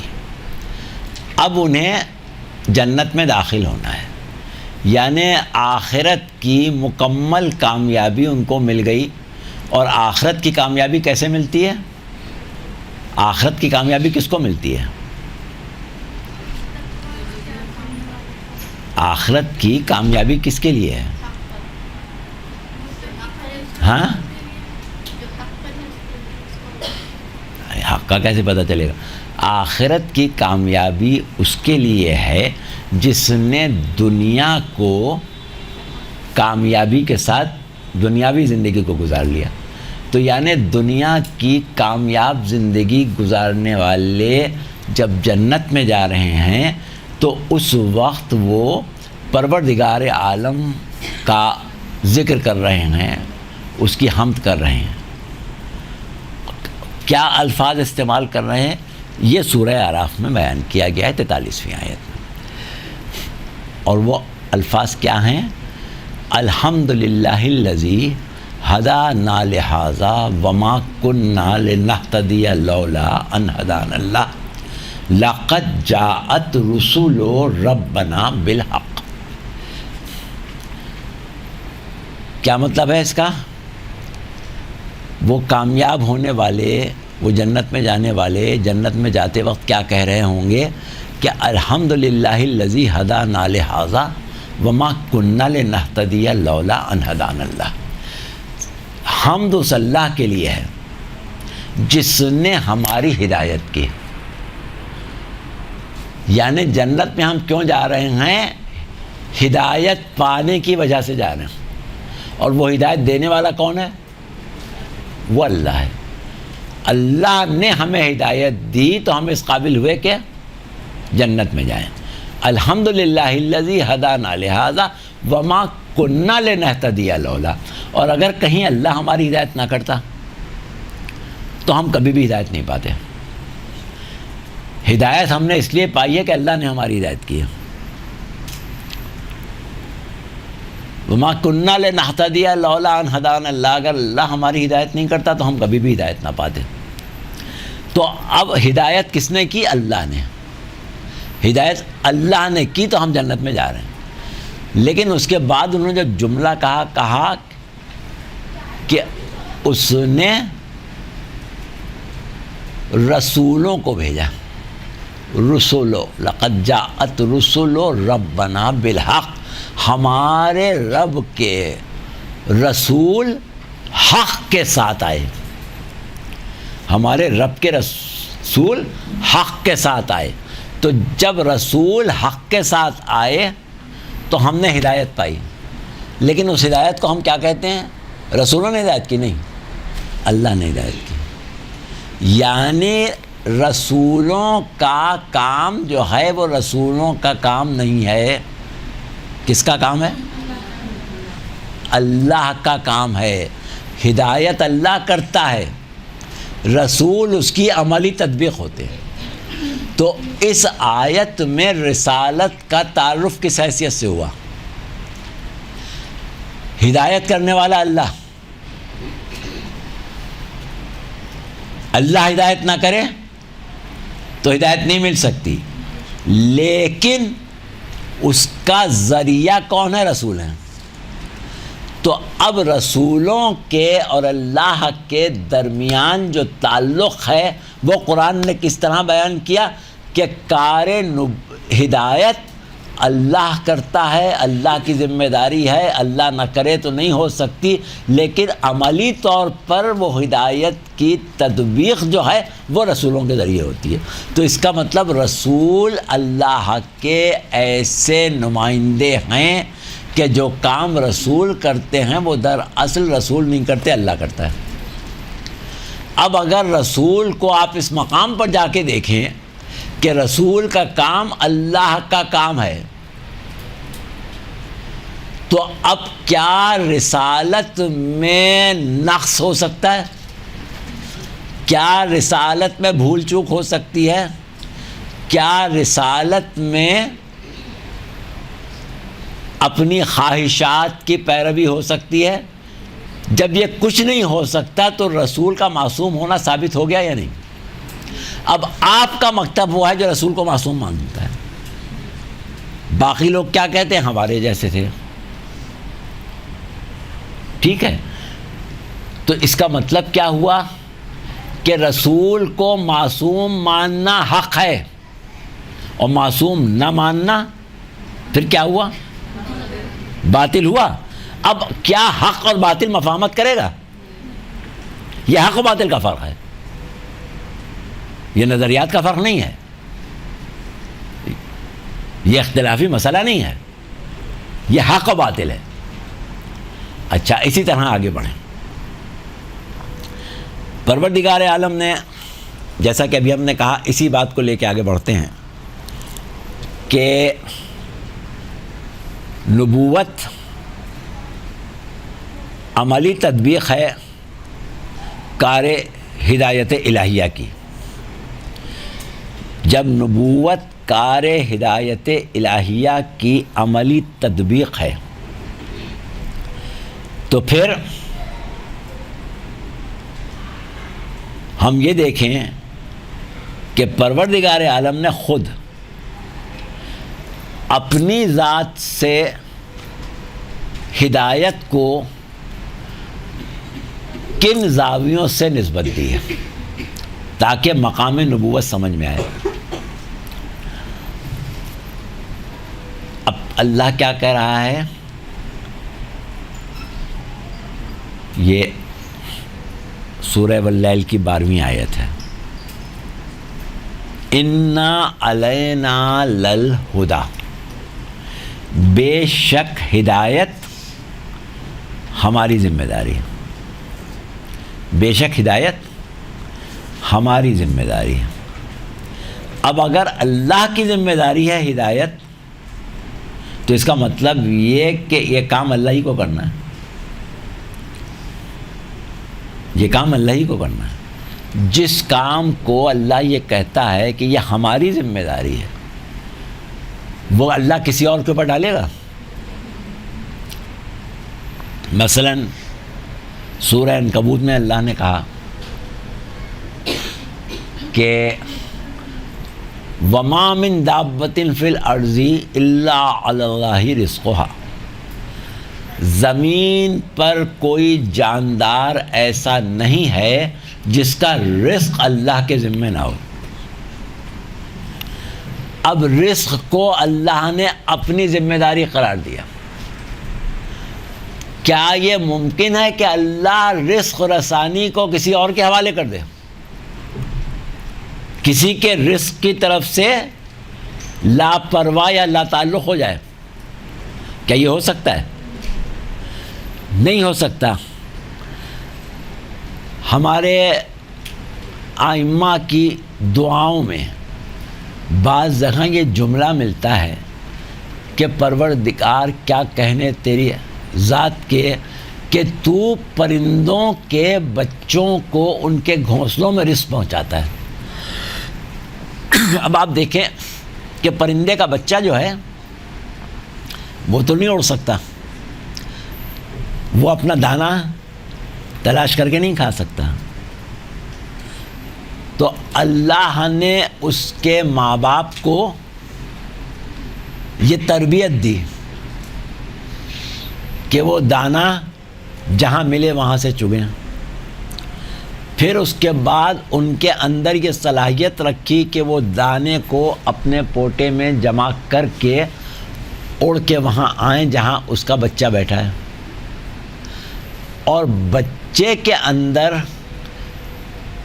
یہ صلاحیت رکھی، اس کو اس طرح خلق کیا کہ ماں یا باپ کی چونچ اس کی چونچ کے اندر چلی جائے.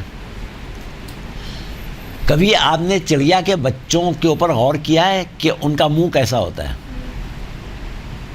کبھی غور کیا ہے؟ کسی نے نہیں کیا کبھی. کوئی ہے ایسا جس نے چڑیا کے بچوں کو دیکھا ہو؟ کیا ہوتا ہے چڑیا کے بچے میں؟ کیا خاص بات ہوتی ہے جو جب وہ خود دانہ نہیں کھاتا اس وقت اور جب خود دانہ چگنے لگتا ہے اس میں کیا فرق ہوتا ہے؟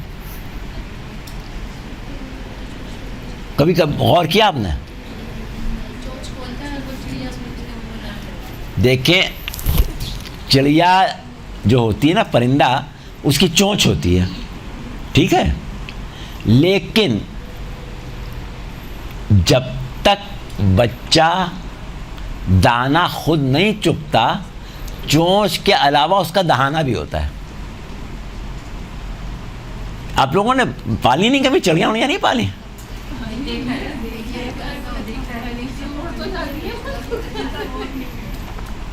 اس کا دہانہ بھی ہوتا ہے. اور جب ماں باپ جو دانہ لے کے آتے ہیں اور وہ منہ کھولتا ہے تو صرف چونچ نہیں کھولتا، پورا دہانہ کھولتا ہے، ورنہ خالی چونچ کھولے تو چونچ کے اندر چونچ کیسے جائے گی؟ وہ پورا دہانہ کھولتا ہے. جب وہ پورا دہانہ کھولتا ہے تو ماں باپ کی چونچ اس کے دہانے کے اندر چلی جاتی ہے. پھر وہ اپنا دانہ چونچ سے نکالتے ہیں تو اس کے حلق میں جاتا ہے. جب تک بچہ خود دانہ چگنے کے قابل نہیں ہے اس کا دہانہ ہوتا ہے. جب وہ چگنے کے قابل ہوتا ہے تو دہانہ ختم ہو جاتا ہے، پھر خالی چونچ رہ جاتی ہے. جیسے انسان کا بچہ جب تک دودھ پیتا ہے اس کے دانت نہیں ہوتے، جب ٹھوس غذا کھانے کی ضرورت ہوتی ہے تو دانت نکل آتے ہیں. تو یہ قدرت کا نظام ہوتا ہے. تو اس نے ایسا نظام بنایا کہ وہ بچہ کہ جو دانہ نہیں چگ سکتا اس کا رزق پہنچانے سے اللہ بے خبر نہیں ہے. ٹھیک ہے نا؟ تو کسی کے بس کی بات ہے یہ؟ اللہ کے علاوہ کوئی یہ کر سکتا ہے کہ چڑیا کے بچوں کو دانہ بھرا دے؟ نہیں کر سکتا نا. تو یہ کام صرف اور صرف اللہ کا ہے. لیکن اب وہ جو چڑیا کے بچے کے ماں باپ ہیں وہ ذریعہ بن رہے ہیں، وسیلہ بن رہے ہیں، اور ان کو وسیلہ بننے کے قابل بھی اللہ نے بنایا ہے. تو اس اعتبار سے جب ہم غور کرتے ہیں اس بات پر، اللہ کے اس دعوے پر کہ اللہ یہ کہہ رہا ہے کہ رزق دینا میری ذمہ داری ہے، اب اگر ہم اپنی عقل سے غور کریں تو پتہ چلتا ہے کہ واقعی میں اللہ کے علاوہ کوئی رزق دے ہی نہیں سکتا. اللہ کے علاوہ کوئی رزق نہیں دے سکتا. ایک صاحب نے کچھ عرصے پہلے ایک قصہ سنایا تھا ہم کو کہ کسی کے مچھلیوں کے فارم تھے، کہیں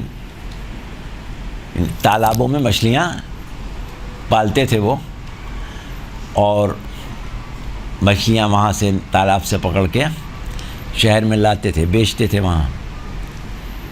تو ایک مرتبہ وہ ٹوکریوں میں مچھلیاں رکھ کے گاڑی کے اوپر آ رہے تھے، تو راستے میں ایک مقام پر مچھلی کے سڑنے کی ان کو بدبو محسوس ہوئی. تو انہوں نے دیکھا کہ یہ مچھلیاں سڑ تو نہیں رہی ہیں. غور کیا تو سب سی تھیں، ایک سڑ گئی تھی. تو انہوں نے کہا اچھا یہ مچھلی سڑ گئی ہے، اس کو پھینک دو، دوسری مچھلیاں خراب نہ ہوں. تو انہوں نے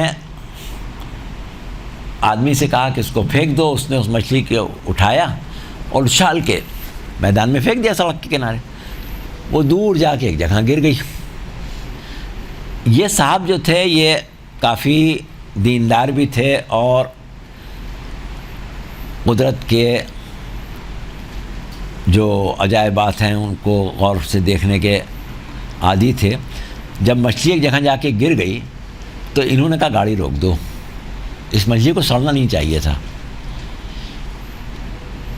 میں جا کے دیکھوں گا کہ یہ مچھلی کہاں گری.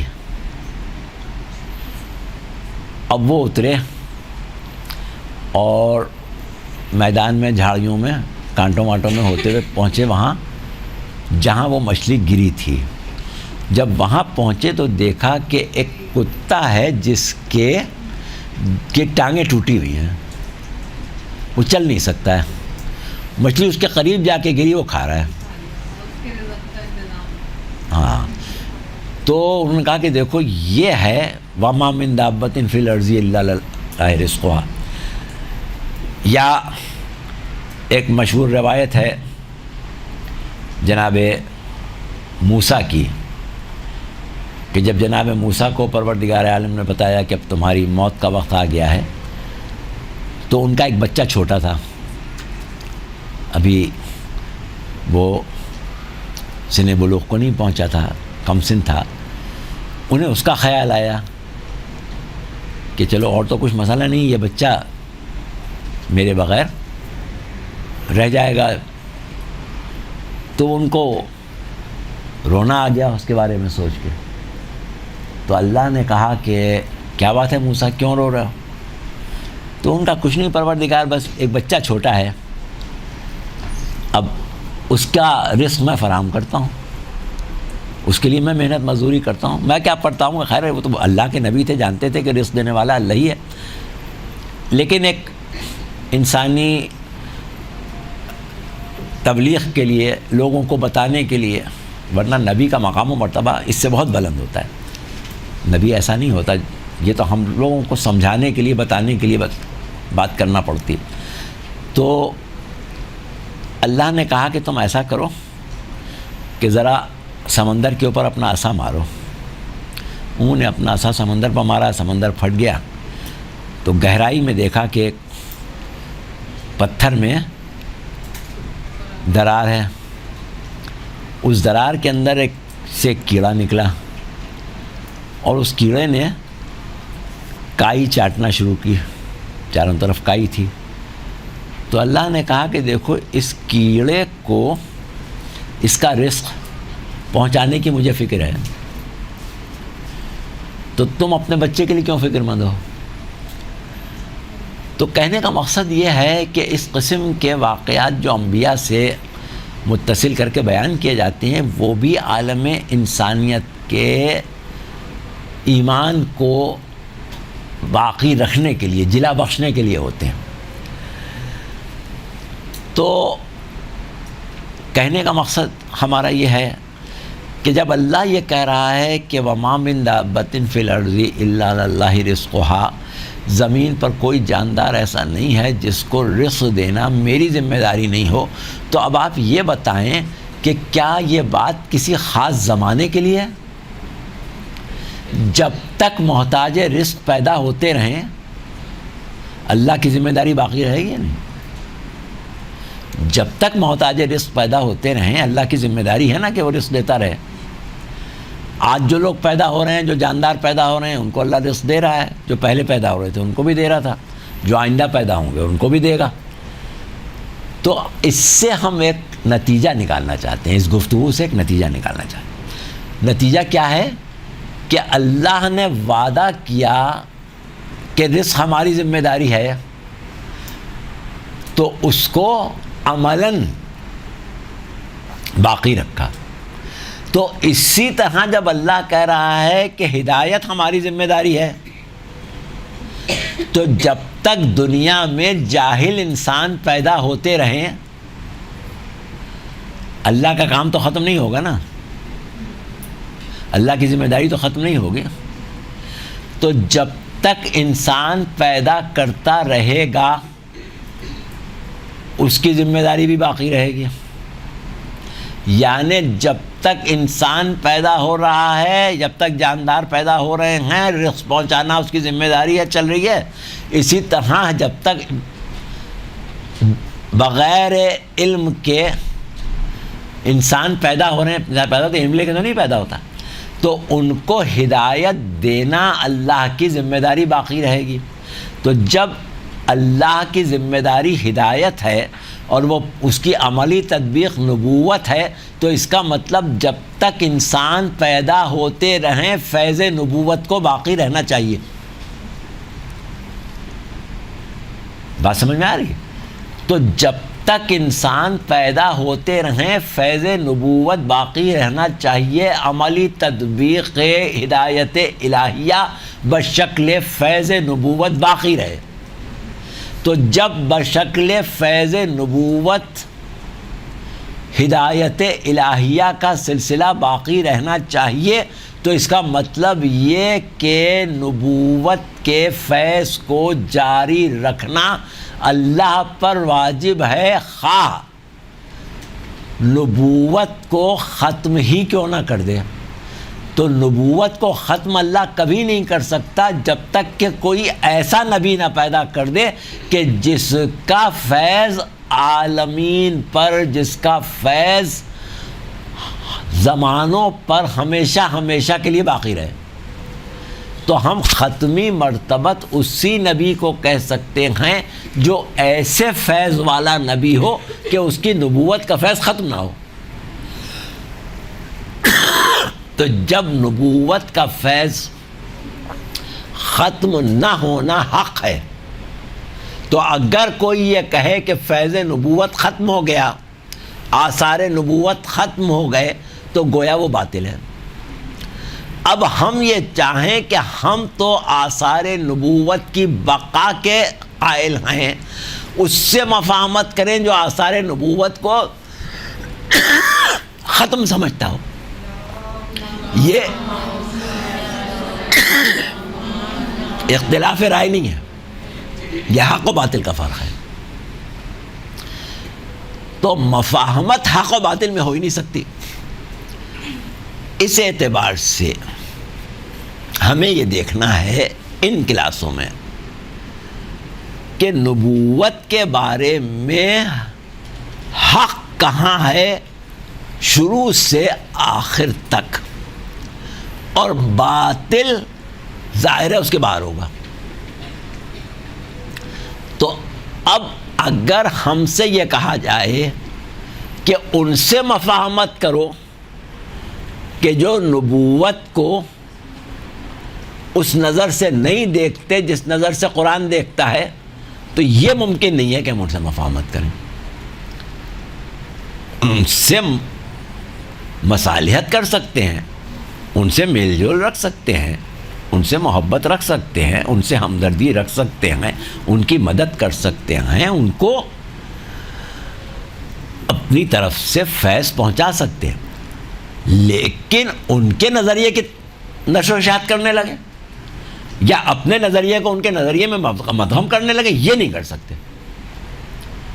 ٹھیک ہے، تو یہ ہماری گفتگو کا موضوع ہے. اب ہمیں آپ کو یہ بتانا ہے کہ قرآن نے نبی کو کیسے پیش کیا، نبوت کو کس مقام پر رکھا، اور عوام الناس نے کس مقام پر رکھا. چلے آپ عالم اسلام کا لفظ استعمال نہ کریں، کیونکہ عالم اسلام میں تو ہر طرح کے لوگ ہیں، بعض ایسے بھی ہیں جو اس زمرے میں نہیں آتے. تو آپ عوام الناس پر آئیں، لیکن عوام الناس سے مطلب مسلمان ہی لوگوں کا ہے. بہرحال اگر آپ عالم اسلام سے باہر بھی چلے جائیں، نبوت کا تصور تو اہل کتاب میں ہے. عیسائی نبی کو مانتے ہیں، یہودی نبی کو مانتے ہیں، ہندو نبی کو مانتے ہیں، بدھی نبی کو مانتے ہیں، سکھ نبوت کو مانتے ہیں. تو نبوت کا تصور تو ہے، لیکن جو تصور نبوت مسلمانوں میں عام طور پر، سب کی بات نہیں کر رہے، عام طور پر دیکھنے میں آتا ہے، وہ کیا ہے کہ جو باقی قوموں میں بھی نہیں ہے. یعنی مثال کے طور پر ہم آپ سے یہ پوچھیں کہ کیا کبھی آپ نے کسی یہودی کو یہ کہتے سنا کہ موسیٰ ہمارے جیسے تھے؟ کبھی کسی عیسائی کو یہ کہتے سنا کہ عیسیٰ ہمارے جیسے تھے؟ کبھی ہندو کو یہ کہتے سنا کہ رام چندر ہمارے جیسے تھے؟ کبھی کسی بدھی کو یہ کہتے سنا کہ گوتم بدھ ہمارے جیسے تھے؟ سب یہی کہتے ہیں کہ وہ ہمارے ہادی تھے، وہ ہمارے روحانی پیشوا تھے. اگر وہ ہمارے جیسے ہوتے تو ہم کس طریقے سے ہدایت پاتے؟ وہ ہمارے جیسے نہیں تھے. اب ایک بد نصیب قوم ہے جو کہتی ہے ہمارا نبی ہمارا جیسا. وجہ کیا ہے؟ کیوں کہتی ہے؟ وہ ایسا کیوں کہتی ہے؟ یہ سوچنا پڑے گا کہ اس کو یہ کہنے کی ضرورت کیوں پیش آئی ہے، نبی کو اپنا جیسا کہنے کی ضرورت کیوں پیش آئی. قرآن کچھ اور تصور دے رہا ہے، قرآن میں تحریف معنی کر کے کچھ اور تصور لیا جا رہا ہے. وہ کون سی آیت ہے جس کو پیش کر کے وہ لوگ کہ جو نبی کو اپنا جیسا سمجھتے ہیں، سب لوگوں کی بات نہیں کر رہے، کون سی آیت ہے؟ ہاں، اس سے نبی اپنے جیسے کیسے ہو گئے؟ اقرب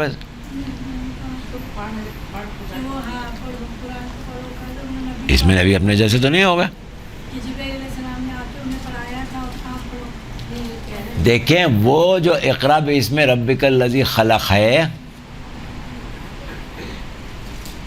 اس میں تو یہ ظاہر ہو رہا ہے کہ کہنے والا کون ہے؟ جبرائیل ہیں. جبرائیل خود اپنی طرف سے کہہ رہے ہیں یا اللہ کہہ رہا ہے؟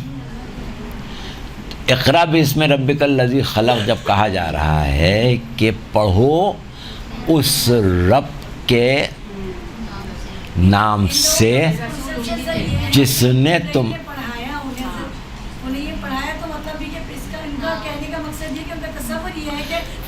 نہیں. دیکھیے ہاں نہیں، وہ یہاں پر یہ کہتے ہیں کہ جب جبرائیل نے کہا کہ اقرا باسم ربک الذی، تو وہ پریشان ہو گئے، ڈر گئے، گھبرا گئے، کہنے کہ مجھے تو پڑھنے ہی نہیں آتا، میں کیسے پڑھوں.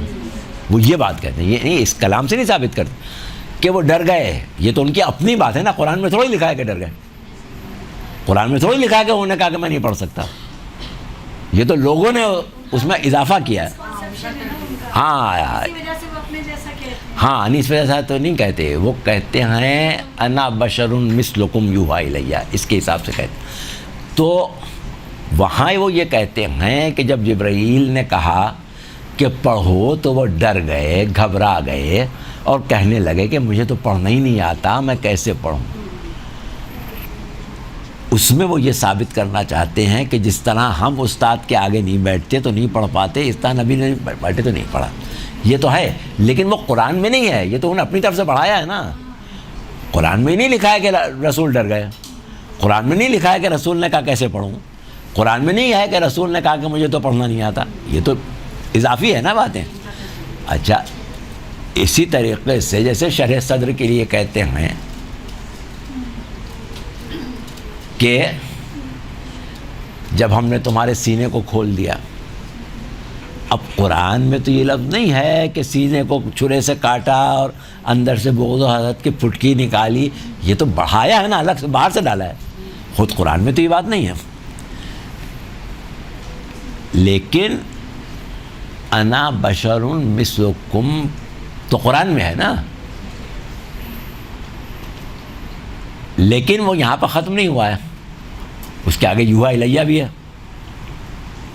اب اس کے بعد ہم انشاءاللہ اگلی کلاس میں بات کریں. آج وہاں تک نہیں جائیں گے کیونکہ اب آپ کے پاس 15 منٹ رہ گئے. تو ہمیں اس پر بات کریں گے کہ انا بشر مثلکم یوحا الیہ کا مطلب کیا ہے اور مفسرین نے اس کی تفسیر کیا کی ہے. اب جن مفسرین نے تفسیر کی ہے وہ بہرحال ہندو، عیسائی، یہودی تو نہیں ہے نا، وہ تو مسلمان ہی ہیں، کلمہ پڑھنے والے ہی ہیں. تو اس لیے ہمیں یہ کہنا پڑتا ہے کہ عالم اسلام یہ کہہ رہا ہے، عالم اسلام یہ کہہ رہا ہے. عالم اسلام میں سب تو نہیں کہہ رہے ہیں لیکن ایک بڑی تعداد کہہ رہی ہے، اس لیے ہم عالم اسلام کو لفظ استعمال کر رہے ہیں. اس لیے نہیں کہ ہمارا مطمع نظر یہ ہے کہ کوئی بھی صحیح راہ پر نہیں ہے، کوئی بھی نبوت کو نہیں سمجھ رہا ہے. ہاں، اکثریت نہیں سمجھ رہی ہے، اور جو سمجھ رہی ہے وہ بھی ویسی عارف نبوت نہیں ہے جیسا تشیع عارف نبوت ہے. یہ بھی اپنی جگہ ہے کہ جیسے نبوت کو تشیع نے سمجھا ہے ویسے کسی نے نہیں سمجھا. تو اب ہم اس سے تھوڑا آگے بڑھتے ہیں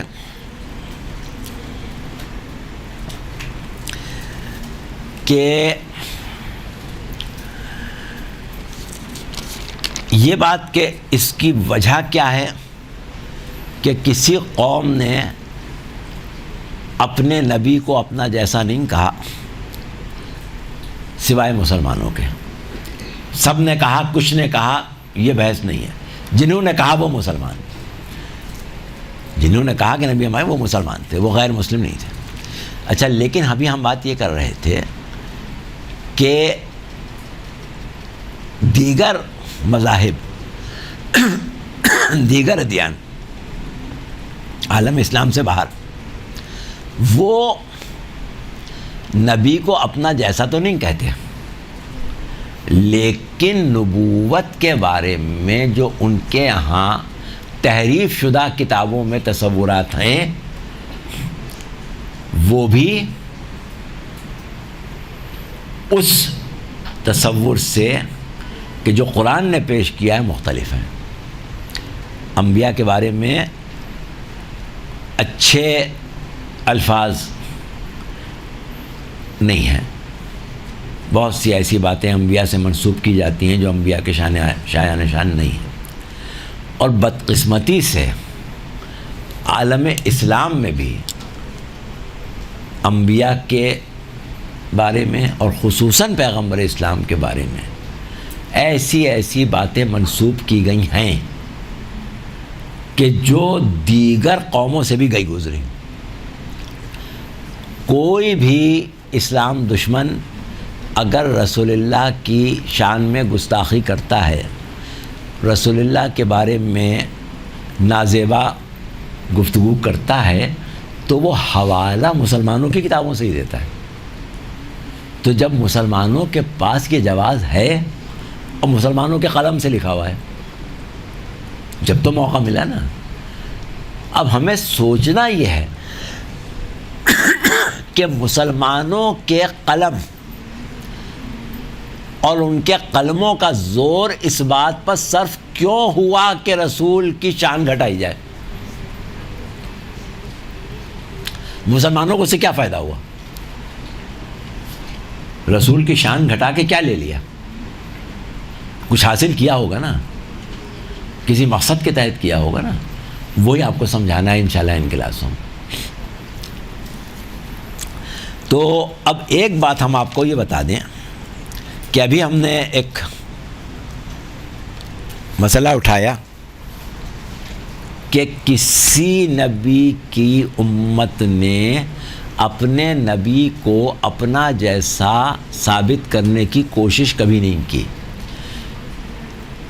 کامیاب کوشش ناکام کوشش اس سے بات ہمیں غرض نہیں. مسلمانوں کے بڑے بڑے مفسرین نے, بڑے بڑے نامی گرامی علماء نے پورا زور قلم اس بات کے اوپر صرف کیا کہ نبی اپنی عام زندگی میں بالکل ہمارے جیسے تھے. سارے نقائص جو ہمارے اندر ہیں وہ ان کے اندر بھی معاذ اللہ انہوں نے تجویز کیے, اور یہ کہا کہ اگر رسول کو ہم معصوم مان بھی لیں تو وہ صرف دین کو پہنچانے کی حد تک, اس کے بعد جہاں سے نجی زندگی شروع ہوتی ہے وہاں پر عصمت ختم ہو گئی. وہاں ان سے غلطیوں کا امکان اور دیگر چیزیں اور تعصبیت اور باقی جو انسانی کمزوریاں ہیں, ہم تو اپنے منہ سے پیغمبر اسلام کے بارے میں اس قسم کے الفاظ استعمال بھی نہیں کر سکتے, وہ سب انہوں نے تجویز کر لیا.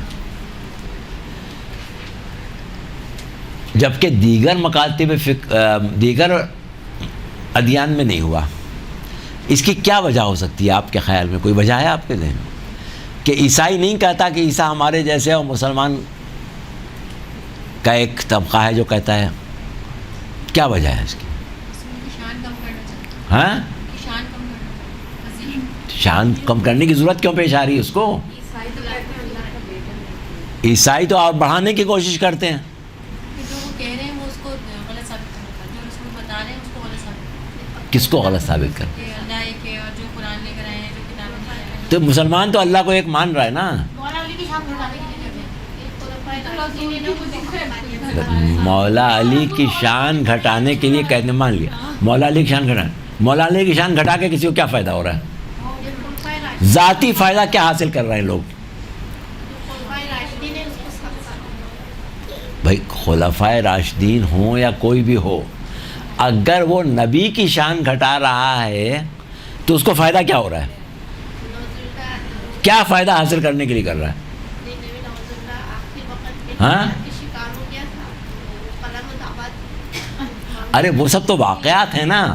مقصد یہ کہ نبی کو ان کے مرتبے سے گرانے والوں کو کیا مل گیا؟ کیوں گرا رہے تھے؟ ہاں جی,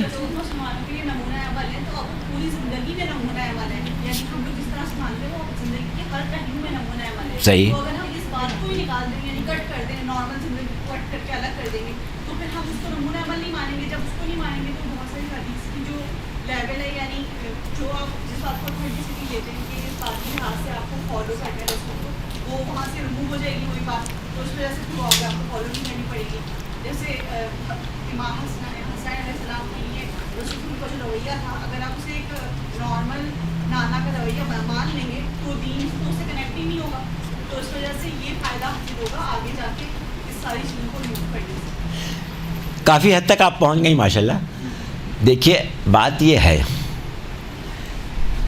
کہ کسی بھی قوم کو اپنے نبی سے اقتدار نہیں لینا تھا. اپنے نبی کے اقتدار کے اوپر کسی کی نظر نہیں تھی, نہ کسی کا نبی صاحب اقتدار تھا. مسلمانوں کی نظر نبی کے اقتدار پر تھی, اور بعد رسول وہ اقتدار انہیں چاہیے تھا. نبوت سے جو چیز ان کو سب سے زیادہ فائدہ مند, سب سے زیادہ قبول کرنے کے قابل نظر آ رہی تھی, وہ اقتدار تھا. اور اقتدار نبی کا اسی صورت میں مل سکتا تھا جب نبی کو اپنا جیسا بنا لو. اگر نبی کو اپنا جیسا بناؤ گے تب تو نبی کے اقتدار پر قابض ہوگے. نبی کو ایک ایسی چیز سمجھو کہ جو پروردگار عالم کی طرف سے زمین پر اللہ کی حجت ہے، تو پھر نبی کے اقتدار پر تمہارا حق کیسے ثابت ہوگا؟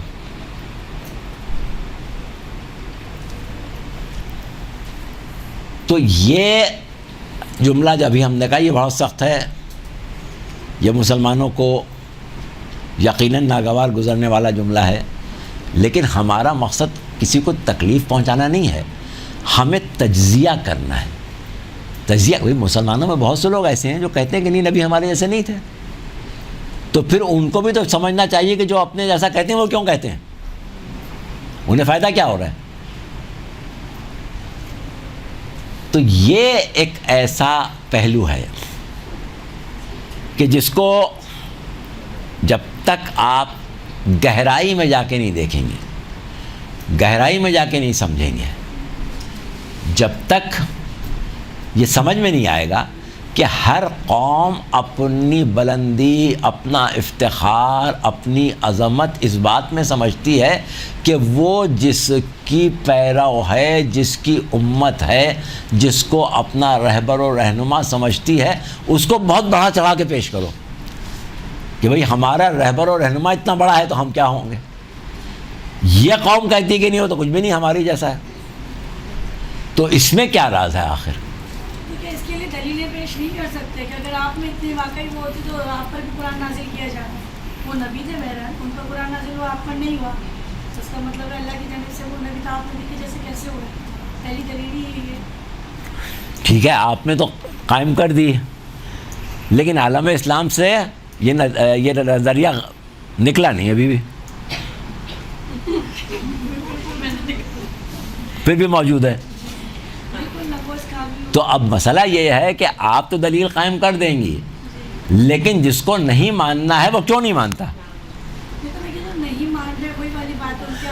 ہاں تو بھئی ایسے نہیں ہے، ان کو فائدہ ہے جب نہیں مان رہے ہیں۔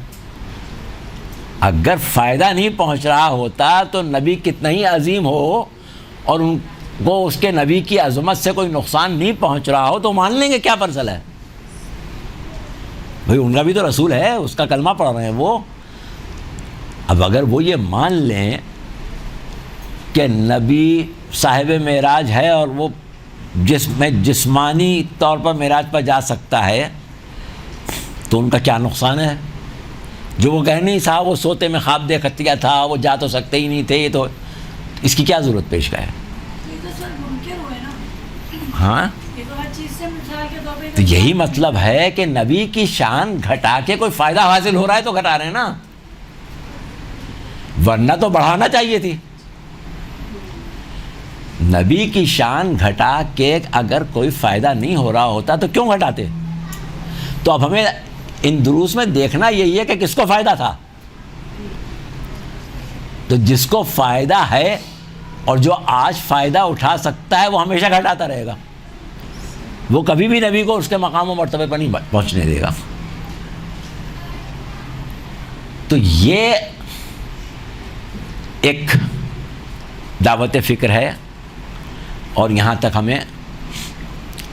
ہم آپ کو لے آئے ہیں۔ اب اسے مزید آگے بڑھانے کا وقت نہیں رہا ہے کیونکہ 5 منٹ ہی رہ گئے ہیں ہماری گفتگو کے ختم ہونے میں۔ تو اب تک کی گفتگو میں کوئی ایسا سوال اگر آپ کو کرنا ہے کہ جو آپ کے ذہن میں کھٹک رہا ہو تو کر لیں، اور ورنہ پھر انشاءاللہ اگلی کلاس میں بات کریں گے۔ مجھے نا ایک مس بھی ہو گیا ہے آپ کے سارے لیکچر کا جو مورل ہے، کہ آپ چند جملوں میں دوبارہ سے کہ آپ نے حق اور باتیں پھر قرآن سے نبوت کا جو ہے آپ نے اس طرح کنیکٹ کرتے ہمیں بتایا، یہ ان تمام کا مورل کیا ہے؟ یہ تو جب آپ سب سنیں گے تو پتہ چلے گا۔ اسٹارٹنگ میں تو چلو دیکھ لیا کہ بھائی، کیونکہ یہ تو ایک مثال کے طور پہ کہ ہمیں جو ذاکری کورس کر رہی ہیں ہماری طرح، یا جو ذکر کرتی ہیں اہل ممبر جو ہیں، تو وہ ایک اگر پیغام پہنچانا چاہیں تو وہ ان کا پیغام کا کیا معیار ہونا چاہیے اس لیکچر کے؟ یہی تو آپ کو بتانا ہے ہمیں۔ تو سر آپ کیا ماڈل بتا سکتے ہیں؟ جیسے ہمیں یہی تو بتا رہے ہیں ہم آپ کو کہ آج مکتب تشیع کو کس زاویے سے نشانہ بنایا جا رہا ہے۔ یہ سمجھایا جا رہا ہے کہ دوسرے بھی صحیح ہیں، وہ بھی ایسے برے نہیں ہیں، ہم بھی ان کو مان سکتے ہیں۔ آپ کو اس تصور کی نفی کرنا ہے ذاکری کی ذمہ داری پوری کرتے ہوئے، اور اس کی نفی آپ کرنے کے لیے خالی لفاظی سے کام نہیں لے سکتے، آپ کو پوری گہرائی میں جانا پڑے گا، اور اس گہرائی میں جانے کی تربیت دے رہے ہیں ہم آپ کو۔ اب سمجھ میں آئی نا بات آپ کی؟ جی نبی نے کبھی قلم اٹھایا زندگی میں؟ ہاں، نبی نے کبھی قلم اٹھایا ہے زندگی میں؟ کالم؟ ہاں، ارے یار تم لوگ بھی تو مسئلہ یہ ہے نا کہ الفاظ غلط بولتے ہو۔ تم نے صلح حدیبیہ پڑھی ہے؟ پڑھی ہے صلح حدیبیہ؟ عربی میں پڑھی ہے؟ عربی میں صحیح تھا، انگریزی میں پڑھو اردو میں عربی میں، اس سے کیا فرق پڑتا ہے؟ صلح حدیبیہ پڑھی ہے؟ صلح حدیبیہ میں معاہدہ کس نے لکھا تھا؟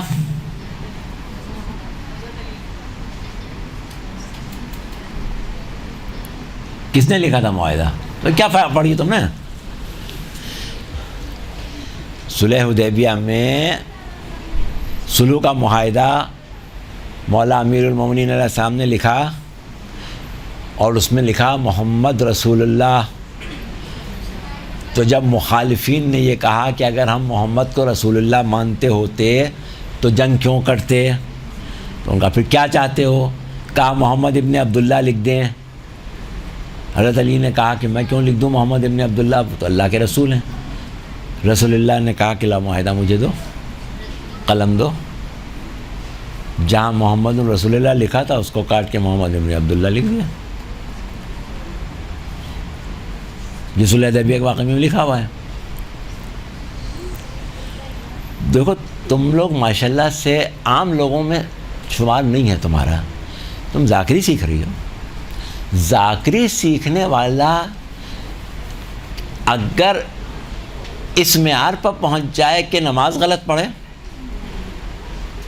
تو یہ قابل قبول ہوگا؟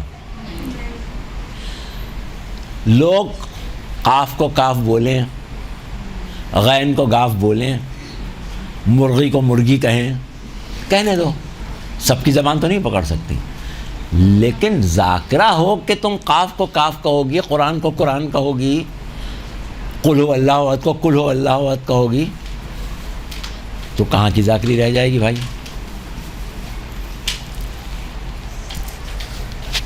آپ نے یہاں پر جو وجہ بتائی ہے، اقتدار بتائیے، اقتدار کی وجہ سے وہ تو بتایا جاتا ہے۔ اقتدار تو دوسرے انبیاء کے پاس بھی جہاں ہے، وہ دے رہی ہیں، تن تو تاج ہے۔ کس کے پاس رہی ہیں؟ حضرت سلیمان، حضرت داؤد کے پاس، ٹھیک ہے نا؟ تو حضرت سلیمان اور حضرت داؤد، پہلی چیز تو یہ کہ صاحبان شریعت نبی نہیں تھے۔ حضرت سلیمان، حضرت داؤد صاحبان شریعت نبی نہیں تھے، سمجھ رہی ہیں؟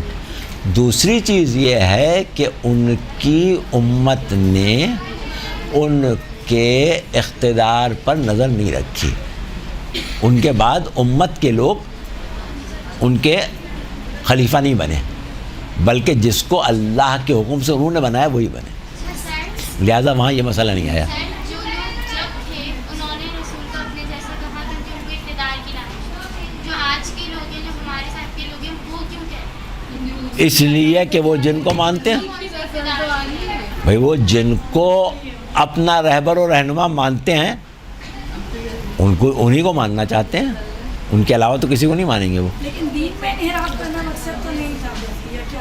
اپنی پسند دیکھیں بات یہ ہے کہ مقصد جو ہوتا ہے نا وہ ابتدا میں کچھ لوگوں کا ہوتا ہے، باقی لوگ ان کے ساتھ لگ جاتے ہیں۔